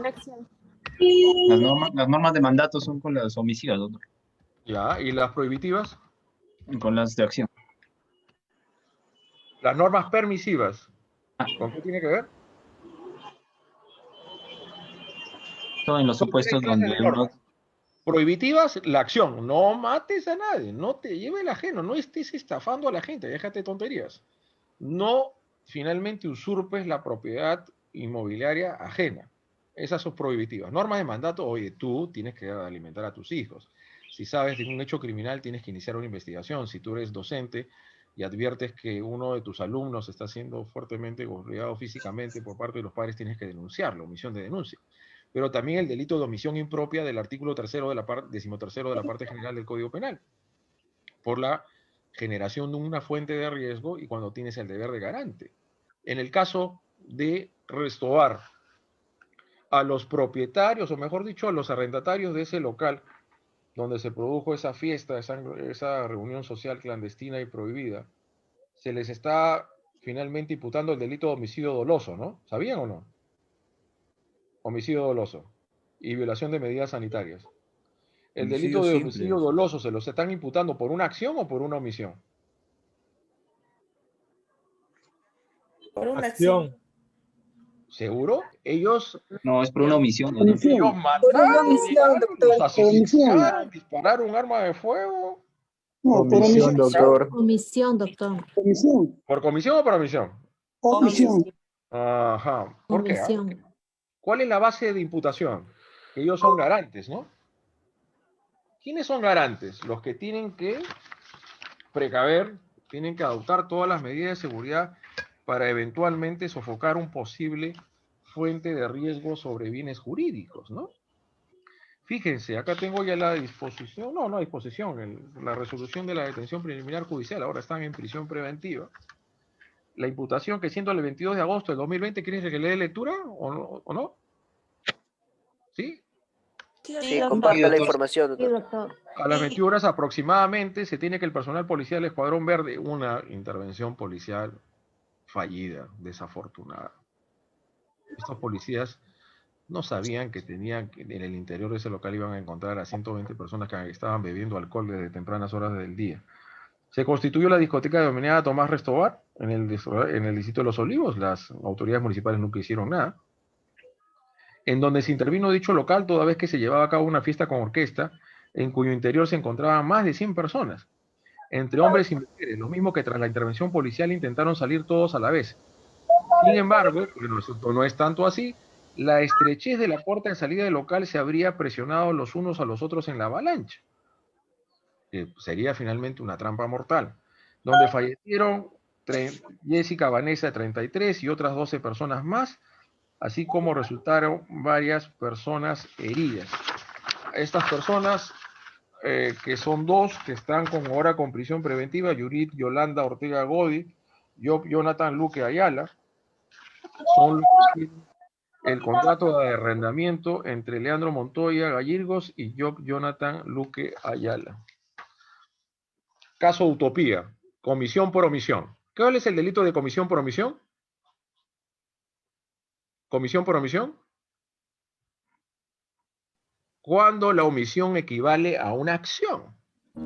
Por ejemplo, no voy a dejar ejemplo de ninguno de ustedes, ¿no? Una señora que tiene su esposo ya bastante mayor, le han detectado el COVID-19, hipertensión, no puede, está prácticamente en parálisis inclusive, y se le está diciendo que le tiene que suministrar los fármacos y las medicinas día a día, y son bastantes medicinas, ¿no? Deliberadamente la señora le deja de suministrar los fármacos y el señor se muere. ¿Qué delito se le atribuye a la señora? Homicidio. ¿Homicidio? ¿O es parricidio? Parricidio, 107. Familiar, sí, parricidio. ¿Por comisión o por omisión? Por omisión. Por omisión. Claro. Por No omisión, solamente- doctor. No solamente puedes matarse a una persona realizando Omisión por omisión. generado un riesgo, sino no adoptar o no realizar esa acción que tú estás obligado a darle. Una mujer joven que recién da a luz deja a su hijo recién nacido de 2 meses y se va de juerga durante 3 días y lo deja ahí en un cuarto solito al bebé, y ese bebé muere por inanición. ¿Qué saben la que es la inanición, no? Por falta de alimentos. ¿Ha matado o no? ¿Está incursa o no el delito de parricidio o homicidio simple o homicidio culposo? Sí. Parricidio. ¿Por comisión, por omisión o por acción? Omisión por omisión. Claro. Comisión por omisión, doctor. Exacto. Claro, ustedes lean Omisión propia. la cláusula 13ª de la parte general de nuestro Código Penal y claramente se señala que si la omisión corresponde a la realización del tipo penal mediante un hacer. Mediante un hacer. ¿Ok? Mediante un hacer. Es una equivalencia, ¿no? Porque la imputación delictiva se construye a partir de la infracción de una norma de cuidado, como bien lo decía Engels hace mucho tiempo en Alemania. Sea un delito culposo o sea un delito doloso, lo primero que ustedes van a tener que establecer o advertir si es que se ha infringido una norma de cuidado y ustedes creen en la realización de las determinadas actividades socioeconómicas, ¿se tienen que cumplir con una serie de normativas o no para abrir un establecimiento al público? Se requiere pasar por defensa civil, por las autoridades ediles, municipales, etcétera. Máximo, hoy en día en el COVID-19 se tiene que pasar por protocolos sanitarios, de salubridad, ¿no? De protocolos de bioseguridad, y eso no es fácil. Pero claro que estamos en el país de la informalidad y es donde ahí, en la imputación objetiva, es donde se fijan los parámetros del riesgo permitido y el otro es el riesgo no permitido. Y lo que tiene que establecerse si es que la muerte de la persona o las lesiones fue producto de ese riesgo permitido atribuible a este autor, a este agente, ¿no? ¿Qué es el riesgo permitido? ¿Ah? Es cuando dice que tú estás obrando conforme lo que la norma prescribe. Si yo estoy conduciendo vehículo en el carril permitido, velocidad permitida, y se tira alguien de un puente peatonal y yo lo arroyo producto de la causalidad. Y más aún, tengo la buena suerte que justo arroyo a este desgraciado que me fregó la vida durante tantos años. Pero no pueden imputarme este resultado, ¿sí o no? No, porque yo he actuado conforme mi deber de cuidado. Yo no tengo por qué responder por los defectos de otros o tengo por qué responder por los defectos de otros. Cada uno es competente por su mismo ámbito de organización, ¿o no? Correcto. Claro. Pero cuando tú respondes por otro, hay una excepción. ¿Cuándo tienes que responder por la conducta de otra persona? ¿Cuando eres qué? A ver, ¿quién dijo acá la palabra clave? Garante. Garante. Garante. Garante. ¿Quiénes son los garantes? Los padres de familia. Y ajá. Pero- Los policías, supuestamente. Policía, los bomberos, Funcionarios, Fuerzas servidores. Armadas. Fuerzas Armadas, los docentes con sus alumnos. Todos son garantes. Entonces ahí, ¿qué tiene que hacer el garante? Tiene que adoptar todas las medidas necesarias a efectos de que no se vulneren los bienes jurídicos que esta persona está sometido bajo su garantía, en esa relación de garante. Por eso es que si llega el policía y en su día de Franco y deja el arma de fuego sin seguro en la mesita de juego de su hijo de 5 años, donde sabe que siempre viene a jugar con su amiguito del vecino, olvídense de la pandemia, del estado de emergencia, y se va a dormir, le deja, llega el niño, que la chica, porque la mamá trabaja, y el niño manipula el arma de fuego y dispara y lo mata a su hijo de 5 años, a su amiguito de 5 años. ¿Quién asume responsabilidad penal ahí? El policía. El padre, ¿no? El policía. Fíjese lo que es el policía, por comisión por omisión, porque él no mató a nadie. Pero ¿cuál era su deber? Era de Tenía la posición de garante. Resguardar el fuego. No podía estar al alcance de otras personas, y menos de un niño de 5 años que no puede manipularlo y generar la muerte o las lesiones de otra persona. En los delitos sexuales sucede muchas veces lo siguiente. No se olviden algo muy importante. No solamente se puede asumir responsabilidad por omisión, por autoría, sino también por complicidad. Entonces, la niña de 13 o de 12 años le dice finalmente a su mamá, mira, mi papá lo que me está haciendo, ¿no? Me está tocando, ¿no? Y la señora lo revisa y ya le han deflorado, pues ya le accedió carnalmente a este desgraciado, su padre biológico. Ella le dice a su hija, no te preocupes, no va a volver a pasar. Y esta la deja solita con el sujeto porque ella es la que trabaja y el otro es un zángano, un flojo. Y la niña sigue siendo violada sistemáticamente por este desgraciado. Él es el autor de una violación sexual a menor de 14 y todavía con la agravante de la relación de parentesco. ¿La señora asume responsabilidad penal también o no? La que no hizo nada para evitar que se siga produciendo esa violación sexual. Sí tendría. Sí tendría. ¿Ella sería coautora o cómplice? Coautora. Coautora. Coautora es un poco difícil porque la coautoría significa la división de roles y funciones, ¿no? Un poco difícil, son delitos muy llevados de propia mano, los sexuales, ¿no? ¿Y cuál sería la otra opción? ¿Podría ser encubrimiento personal? En parte, pero más grave que encubrimiento es ser cómplice primaria. Cómplice primaria.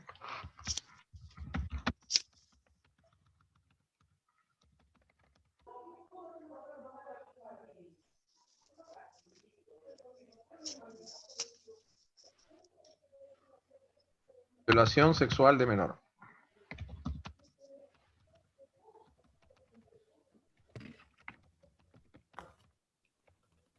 Porque ella es garante. ¿Cuál era su deber?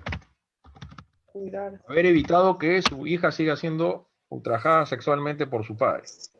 Ella hizo todo lo contrario. Con su inacción, su pasividad, debió denunciar al momento de tener conocimiento en el acto. De inmediato el conocimiento. Permitió que el padre siga violando a su hija.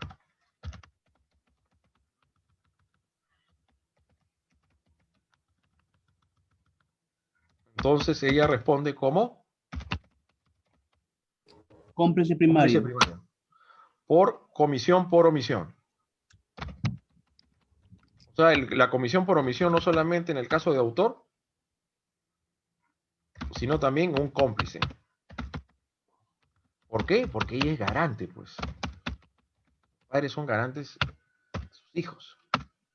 ¿Tiene la misma pena? Ahí hay un punto interesante que decir.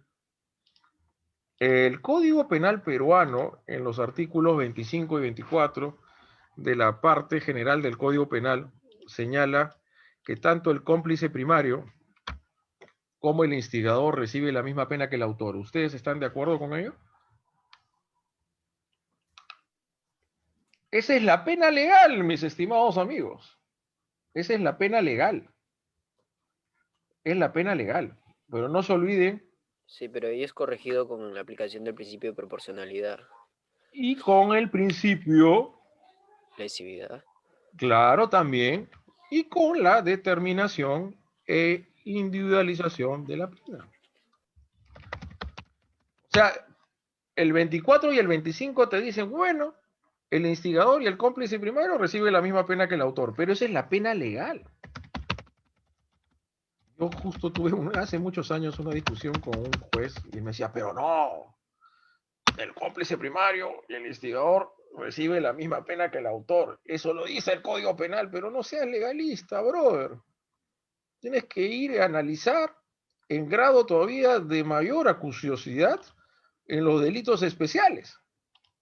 En los delitos especiales, para ser autor se requiere tener una condición especial o no, con respecto a la víctima. El delito de parricidio tiene que tener la relación de parentesco. En los delitos finalmente también de infanticidio y lo que son los delitos contra la administración pública, como omisión de actos funcionales, abuso de autoridad, se requiere finalmente una determinada condición especial para ser autor a efectos penales, ¿o me estoy equivocando? ¿Es así o no es así? Sí. Es así. Claro. Entonces, ¿creen ustedes que resulta siendo correcto, razonable y proporcional que aquel que le presta el arma de fuego a una persona para que mate a su padre, creen ustedes que es proporcional y razonable aquel que le da la información a otra persona para que secuestren a otro, o aquel que se colude con los representantes, o mejor dicho, con los miembros de un comité consultivo, Richard Cisneros Swing, que ustedes se acuerdan mucho de él, reciban la misma pena que el autor? No, no es ni proporcional ni razonable. O sea, dicho esto, claro que es mi posición, estimados amigos, ¿no? Ustedes con CEFOCAP tienen la oportunidad de poder recibir posturas de otros ponentes, ¿no? ¿Qué otros ponentes les enseñan a ustedes? ¿Conocidos? El doctor Salinas Sicha, ¿quién? El doctor Fran Almanza. Sí, Almanza nos enseña. Doctor Almanza. Puede tener una posición, y esto es lo importante, que una institución como CEFOCAP convoque y haga participar a varios ponentes que puedan tener posiciones distintas. A mi entender, el cómplice primario y el instigador deben recibir una pena por debajo, por encima, por una pena mayor, más grave que el autor, ¿o no? Menos grave que el autor. Máxime en los delitos especiales. Porque él es el que tiene el dominio del hecho. No puede ser, pues, que quien no tiene el dominio del hecho, que solamente le preste el arma, el instrumento punzocortante o el otro para finalmente dar muerte a alguien, recibe la misma pena quien desenfunda el arma, ¿no? De hecho, que en mayor grado de responsabilidad tiene el sicario, que mata a alguien y acribilla balazos a su víctima, que aquel que es el que lo ha contratado, ¿no? ¿Saben, pues, finalmente cómo es la diferencia entre el instigado y el instigador en el ámbito del sicariato, ¿no? ¿Les queda claro, no? ¿Les queda claro, no? ¿A qué punto se refiere, doctor? En el sicariato. En el sicariato tiene que haber dos protagonistas siempre. El instigado y el instigador. ¿Quién es el instigado? ¿El instigador? Aquel que contrata al sicario. Contrata. Ya. Pero ¿quién es el que formalmente comete el delito? El sicario. El sicario, ¿no? ¿Quién tiene que recibir una pena más grave? ¿El que mata o el que lo contrata? ¿O la misma pena? Lo contrata. No, bueno, hay posiciones. Es igual. ¿Y qué pasa el que recibe el dinero y no hace nada y se lo queda y el otro lo puede denunciar por estafa o no? No es ilícitas, no. posible. Pero, Sí, obviamente. No, lo hacía para que finalmente romper el hielo, ¿no? Obviamente no pueden denunciar por estafa. doctor, pero hay una excepción a eso en el caso del delito de parricidio. Según la teoría, se viene aplicando la teoría de infracción de deber para el delito de parricidio.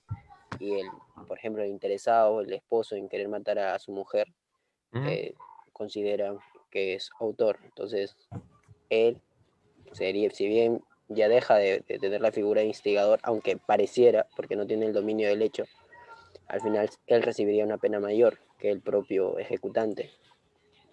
Claro, pero bueno, yo no estoy a favor de la teoría de la infracción de deber. Como dice Emir Puig, que falleció, detrás de todo el delito hay la infracción de un deber de no matar, de no lesionar y no ¿no? El disvalor se construye a partir de las configuraciones y los elementos de configuración legal de cada tipo penal, ¿no? Yo creo que el disvalor del parricidio puede radicar en mayores condiciones ético-sociales, o esa relación de aprovechamiento de cohábito, esa relación de ventaja, de superioridad que sobre todo tienen los padres sobre sus hijos, ¿no? Y porque en esta pandemia hemos visto cómo ha crecido y cómo no se ha reducido las cifras de criminalidad en el ámbito de la violencia familiar y la violencia de género. O sea, son circunstancias que tenemos que tomar en consideración al momento de definir. Creo que nos hemos centrado y anclado bastante en el ámbito de la determinación e individualización de la pena, ¿no? Una cosa es la pena legal y otra cosa es la pena individualizada, ¿no? O sea, como yo lo pensaba y hace ya tiempo atrás, de que el hecho de que el 24 y el 25 me señale que el instigador y el cómplice reciben la misma pena que el autor es la pena legal, pero no es la pena individualizada, de ninguna manera. El derecho penal objetivo y material, legitimación, con esto terminamos. El Estado, cuándo y cómo se encuentra legitimado para penar, castigar y sancionar. La legitimación del jus puniendi estatal, solamente cuando una persona lesione o ponga en peligro un bien jurídico penalmente tutelado. Pero esa legitimidad también le viene dada al Estado, no solamente cuando se sepa que se toma conocimiento de que la persona ha cometido un hecho criminoso, coacción o omisión, sino es sometido a las reglas del debido proceso y la tutela procesal efectiva. Función de la norma penal, protección de bienes jurídicos, prevención de la lesión. Es la función protectiva preventiva de bienes jurídicos, prevención de la lesión. Y hay una función de motivación. Creo que la función de motivación, lastimosamente, no cumple la pedagogía que se quiere en el derecho penal. ¿Saben a qué me refiero, no? En el ámbito bastante de la teoría de la pena, y ustedes seguramente habrán escuchado hablar de la prevención general negativa. ¿Cuál es la prevención general negativa? No hacer. La disuasión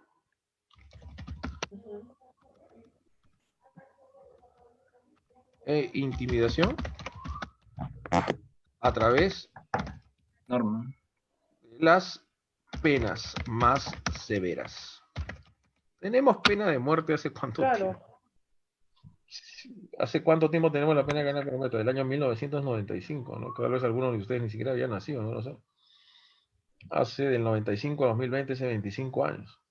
Hace bastante tiempo. ¿Y eso ha significado la reducción de los índices de criminalidad en el Perú? Mucha gente que comete delitos graves sabe que sus delitos son gravemente sancionados y no les interesa, lo siguen cometiendo. ¿Qué es lo que pasa ahí?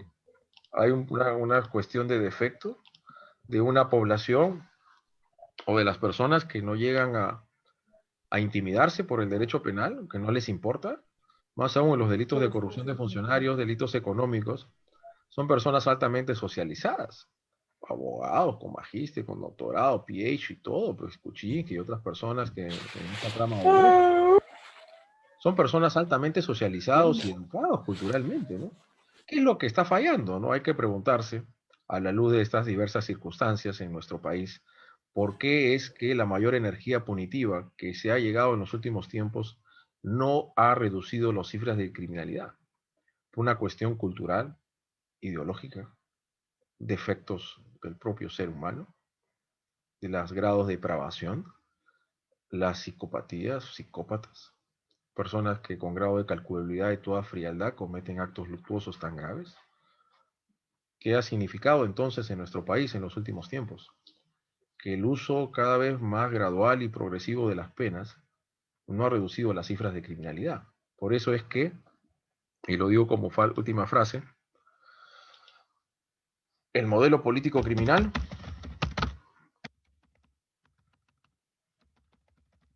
en el Perú ha significado dar prioridad a la retribución sobre la prevención.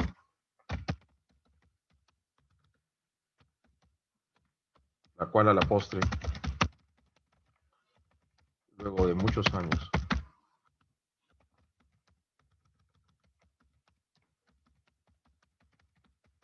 no ha significado la reducción de las cifras de criminalidad.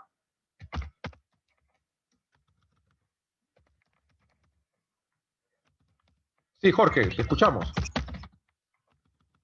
Participa.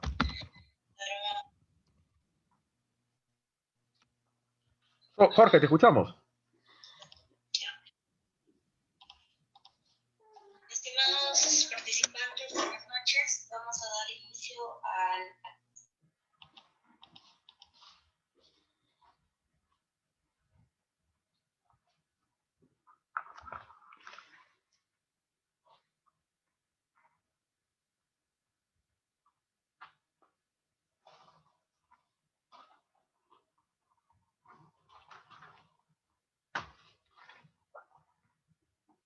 ¿Me escuchan de Cefocap? Sí, doctor. No sé, como que se fue el sonido, ya la gente se quedó en silencio. Sí, está todo normal, doctor. Entonces, estamos llegando al final de mi intervención. Quisiera entonces las preguntas últimas que quisieran formular los participantes.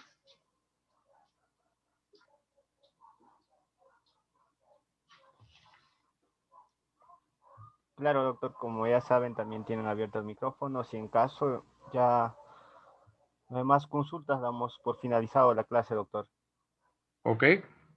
Bueno, visto que no hay mayores preguntas, igual no te preocupes, hazme acordar por favor para enviarte las diapositivas. Gracias, doctor. Sí, también ¿Ya? informar a los participantes que la clase, la diapositiva del video se va a subir a la aula virtual. Perfecto, ha sido un enorme gusto, siempre agradecido a Cefocap de darme la oportunidad. ¿Aló? Sí, diga. Doctor, una pregunta. Sí, sí, Bien, le escucho. mire, he escuchado con bastante atención su ponencia y bueno, aparte que ha refrescado el conocimiento, da un punto de vista que es importante. En el derecho penal, en la cual la mayoría de los que estamos, creo, participando, no sé, tenemos esta faceta del derecho penal en nuestro trabajo cotidiano.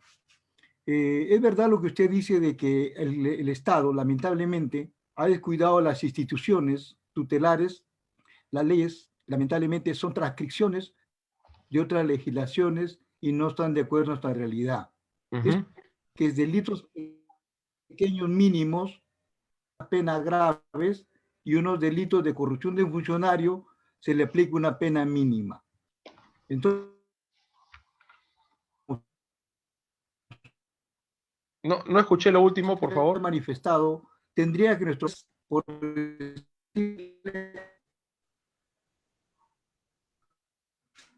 sería importante que nuestro gobierno no solamente se dedique a dar leyes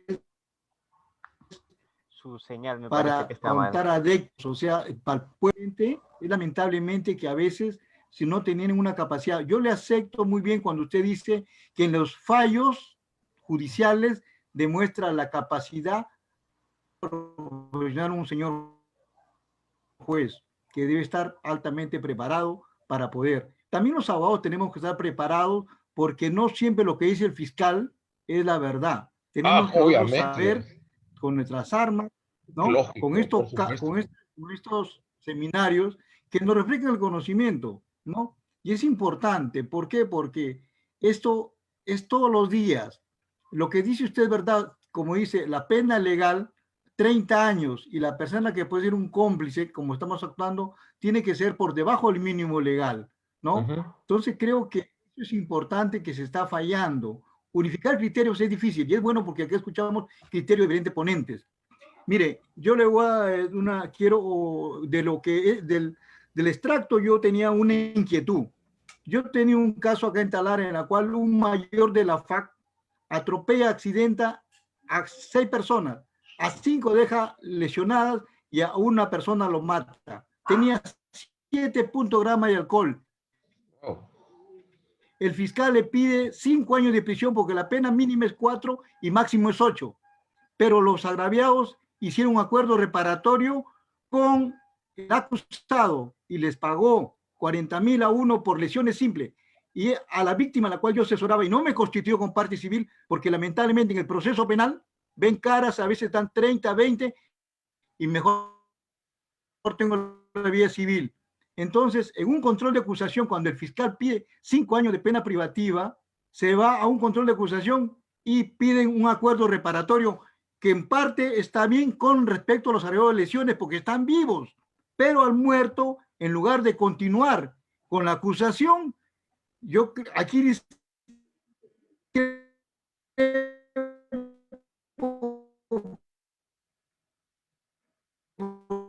que dice que también le dan un sobreseimiento parcial. Acá estamos en una oferta de penas. No, pues, no. De ninguna manera. ¿Doctor? Claro, yo lo entiendo. Entiendo su no sé si decir un poco enojo o rechazo a decisiones de esta naturaleza, ¿no? Lo que ha sucedido. ¿No? Y lógicamente una cuestión son las conciliaciones extrajudiciales. Les invito a dar lectura a lo que ha sucedido con el caso McDonald's, de estos dos jóvenes que fallecieron con electrocutados en diciembre del año 2019. Y sobre pretexto de una conciliación extrajudicial que se ha hecho al fuera de la iniciación o de la batuta de la Fiscalía, se ha producido la abstención del ejercicio de la acción penal por el homicidio culposo y de atentado contra las medidas de seguridad y de higiene en el trabajo, ¿no? De control del trabajo. Entonces ahí estamos desvirtuando las cosas. Máximo, usted me dice que ahí murieron 3 personas, quedaron heridas y una muerta. Y ahí estamos ante pluralidad de víctimas. Y cuando hay pluralidad de víctimas importante, ya no se puede aplicar el acuerdo reparatorio. Lean el artículo 2, inciso 6 del Código Procesal Penal. Cuando hay una pluralidad de víctimas importantes, no se puede aplicar el acuerdo reparatorio. Y cuando entra en concurso con un delito que tiene una pena más grave con el otro, en los delitos culposos. Lastimosamente, no sé si Sefocam me están escuchando. Sí, doctor.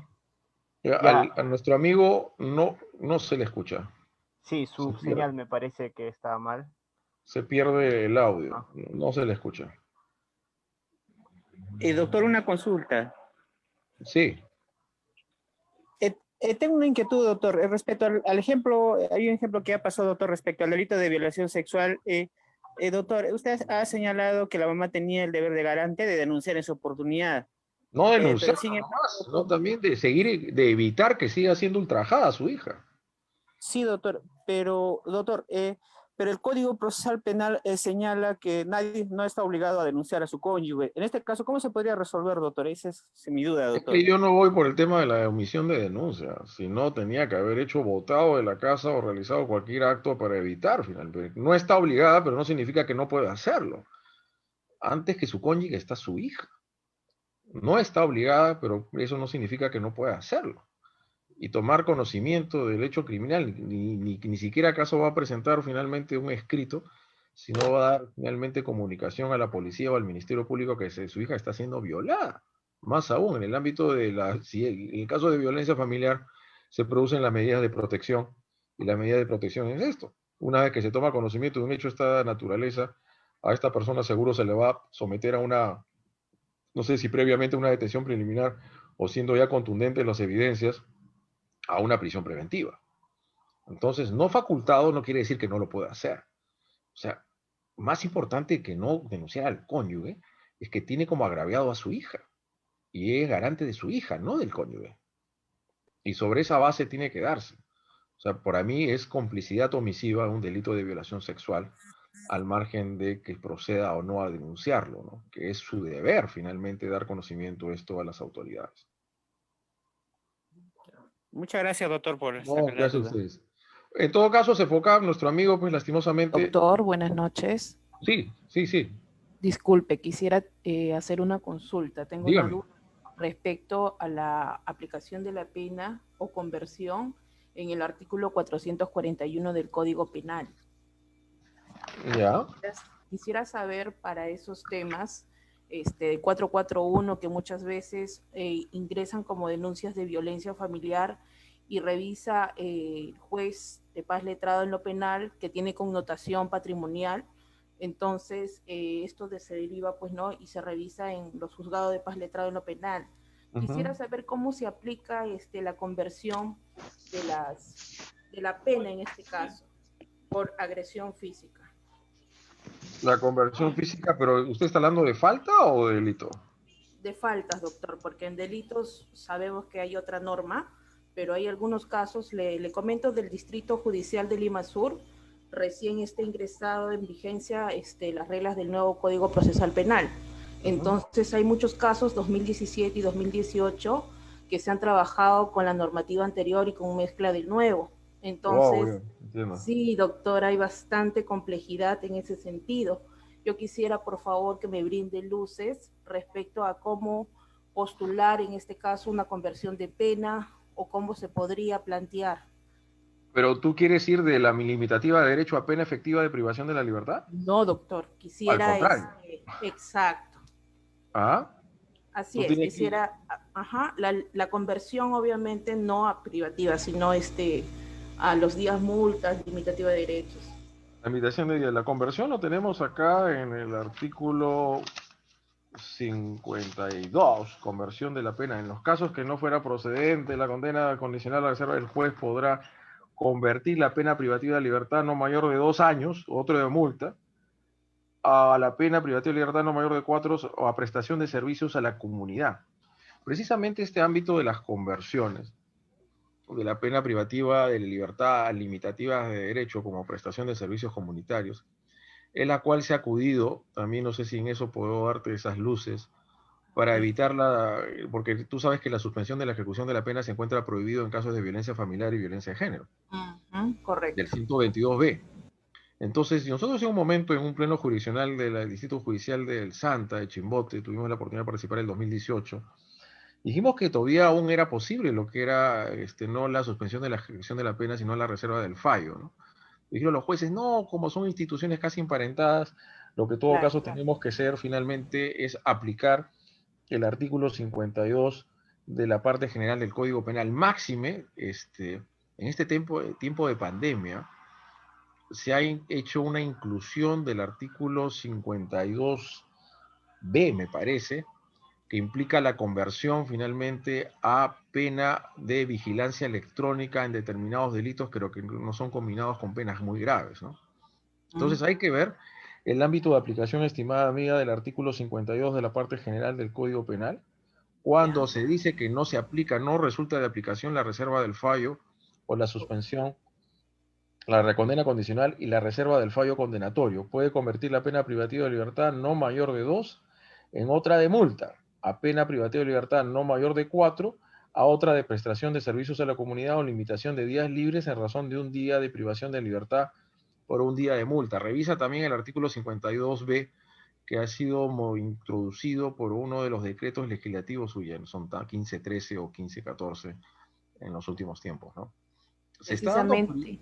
Sí, le escucho. Sí, precisamente ese era, digamos, el meollo del asunto, porque la persona a la que van a sancionar con ese artículo de los días multa, servicio comunitario, es una persona que está muy delicada de salud.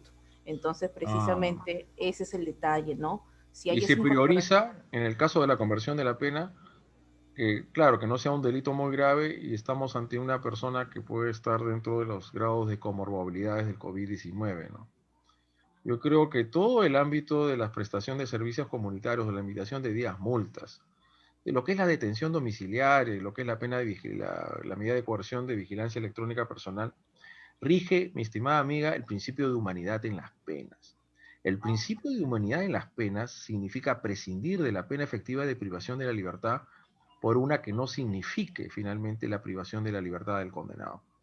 El principio de humanidad de las penas. Y tomarse en cuenta, creo que todo este bagaje normativo que se ha dado en los últimos tiempos toma en consideración, en alusión, el tema del COVID-19, y hay personas, ustedes lo saben muy bien, que han podido salir de la cárcel estando con presos preventivos. Doctor Alonso, disculpe la interrupción. Muchísimas gracias, doctor. Tenemos programado clase para las 7. Uy, ya, disculpe, bueno, gracias. Ya será una próxima, nos estamos viendo pronto, por favor, cuídense mucho, Dios los bendiga. Muchas gracias, doctor. Dios los bendiga a todos ustedes. Gracias, doctor, buenas noches. Gracias, doctor, muy buena Igualmente, exposición. doctor, muchas gracias. Ha sido finalmente Buenas un noches, placer doctor. estar con ustedes, haber participado en esta clase. Muchas gracias. Gracias, doctor. Gracias, doctor. Muchas gracias, profesor.